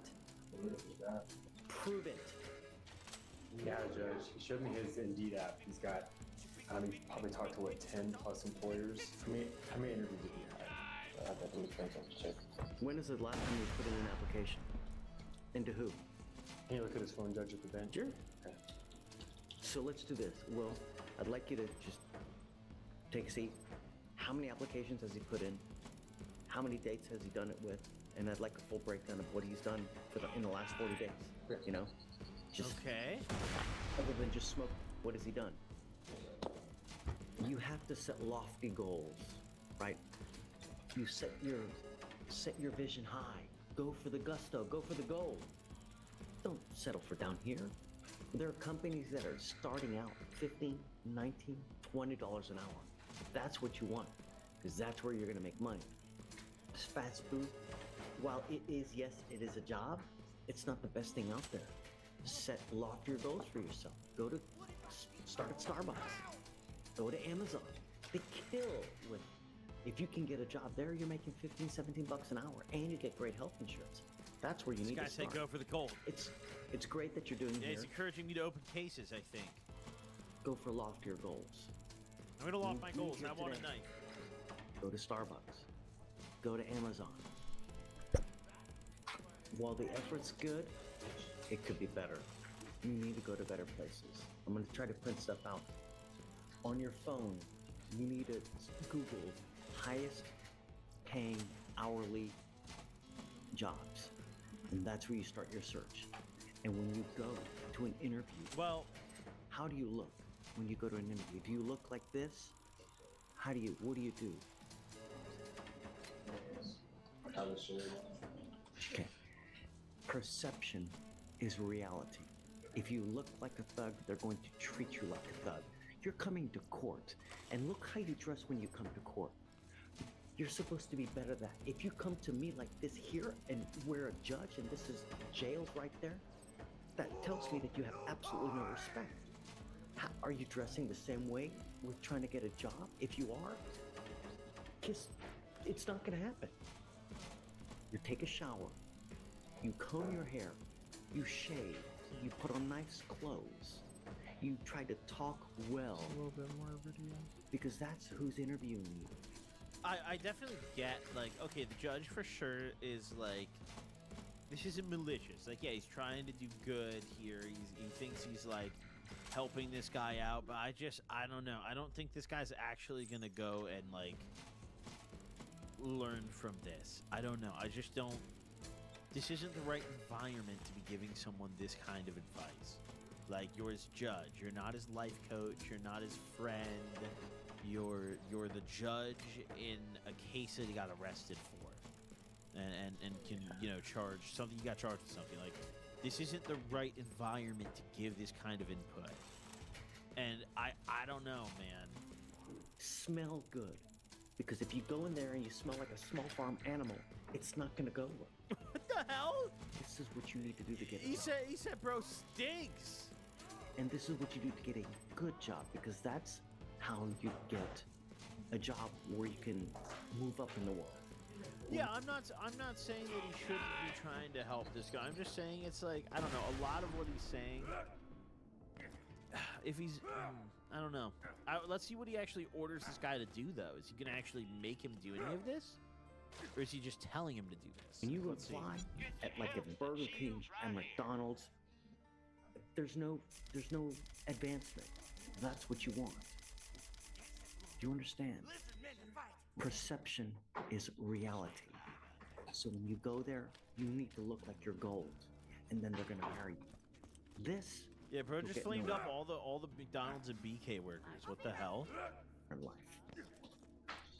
I'm bringing you back in another 2 weeks. I want to see what you've done. Start with lofty goals. Starbucks, Target, Jack lying in a pool Amazon. of his own blood and fecal matter. You might think Pandora is safe. Make me proud. You are Come wrong. on, Mr. Parker. You can do it. Seismograph. All right. Okay. And it tells me that a creature okay. of considerable power has awakened somewhere on Pandora. Let's. I want to find You will another. destroy I've it. seen some videos on this channel. The iridium necessary to access I've clicked its through a lair. few. Like I've seen that guy before, for sure. Let's see. Whoa, woman arrested again just days after release on open murder case. Whoa. Let's see what we got here. You are on bond for murder, and you've now picked up an assault. You can never be too well armed.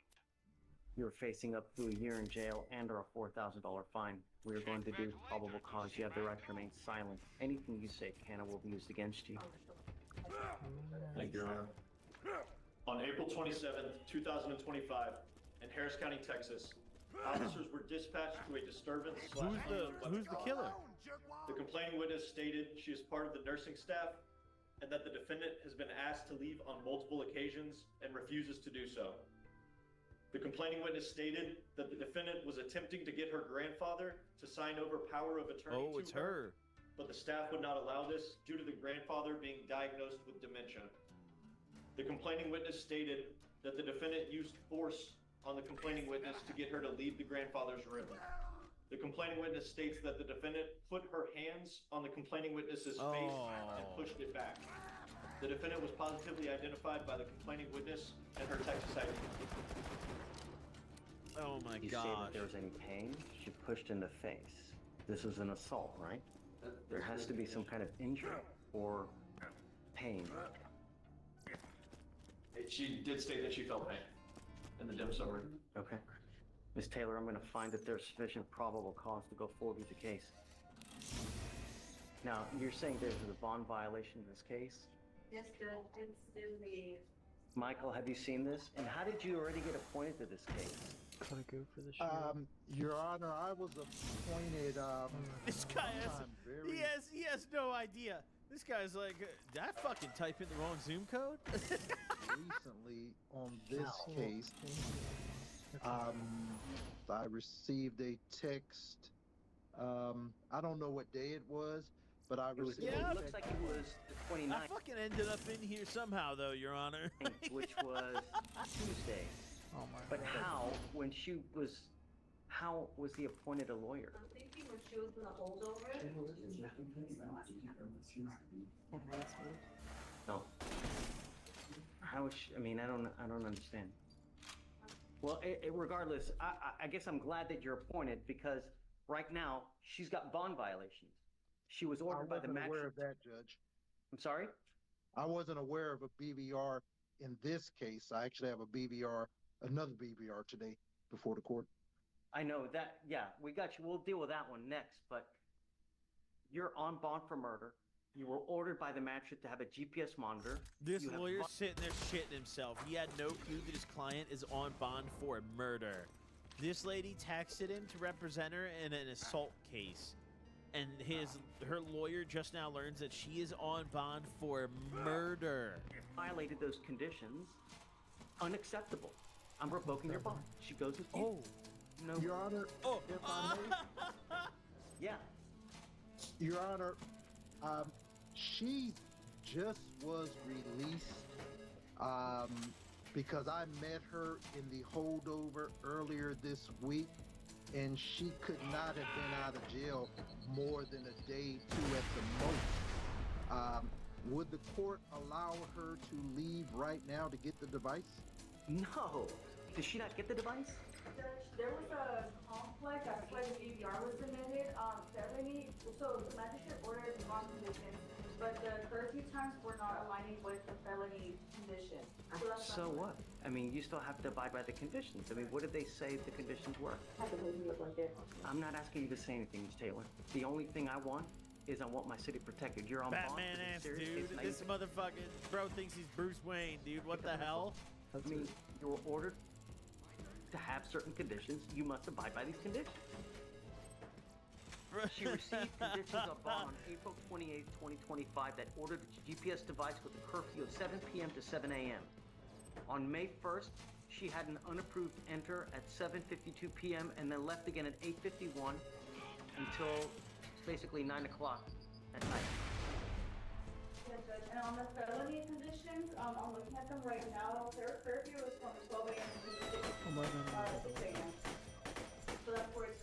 curfew. So the magistrate ordered from 7 p.m. to 7 a.m. and on felony, her curfew was 12 a.m.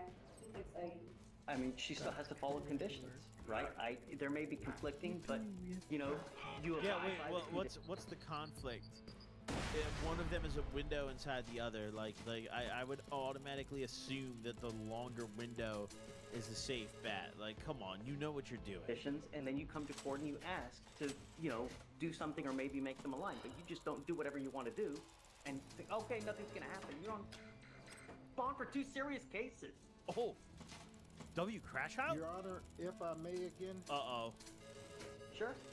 This is a brand new case. Bro just slaps his logo up in the background behind him, dude. He's sitting there in his boxers, dude, in his fucking living room. Okay?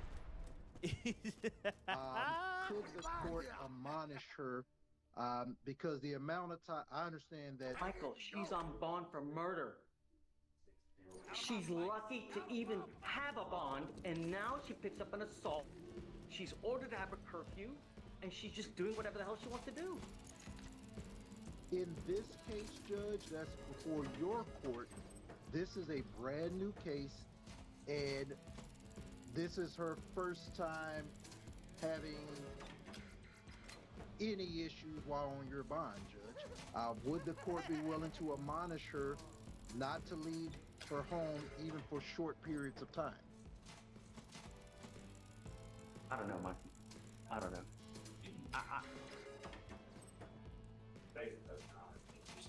And my assumption is we're going to reach out to felony. My assumption is there would be yard all over that too. So I don't know what I'm calling her. But She's getting a felony bond reduction or a bond violation. He's okay. Michael down here said okay. I'm gonna stew on it for a while. You want to talk about your other BBR? Or wait, hold on a second. Sorry, let me just finish with the arraignments. Give me 2 seconds, and then we're almost done. No problem, Judge. Next one, Judge, is page 2. Bro said he would stew on it. I mean, chat, come on. He got the judge to stew on that shit. Like, what more can you ask for? W stewing. That's a W stewing. He convinced the judge to stew upon it. Man taken down by police approaching his own house. Judge throws out case. Okay, let's see it. You're charged with interference with the duties of a public servant. You're facing up to 6 months in jail and or a $2,000 fine. We are going to do probable cause. You have the right to remain silent. Anything you say can or will be used against you, sir. yes, sir. Stop spending real money on in-game cosmetics. How? Using Buff. With the Buff app, you earn points by playing and exchange them into free gifts. On March 28, 2025, an officer was in the process of serving a capital murder warrant on a suspect in Harris County, Texas. Conducting a felony stop, the defendant, who was identified by his Texas ID card, pulled up on the officer's perimeter, got out of their motor vehicle, and began walking to the residence where the murder suspect was. The officer supervisor ordered the defendant to stop and stay right there. The defendant refused and continued to ignore officers while walking towards the residence. The officer supervisor ordered the defendant to step back multiple times and then grabbed the defendant and took him to the ground. Him? Yes, Your Honor. Was he the capital murder suspect? No, Your Honor. I live there. Stop. Oh, sorry. I believe that they were in the process of serving a warrant on someone else at the residence, and that's when they came in contact with the defendant. Okay. Ordered him to stop. He refused to stop going towards the residence. Your Honor.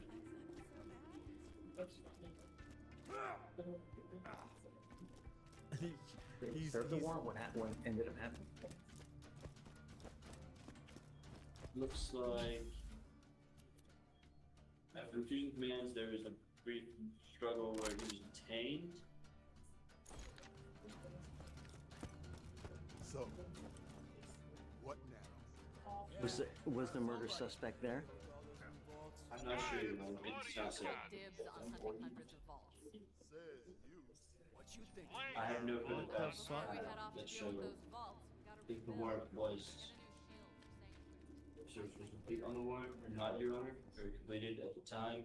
I just believe they were in the process and believed him to be at the residence, and that's when this incident occurred. They arrested. Yeah, they arrested homie for walking into the crib. If you don't mind. Yes, Your Honor. Next time, we're gonna start the Tiny Tina's DLC.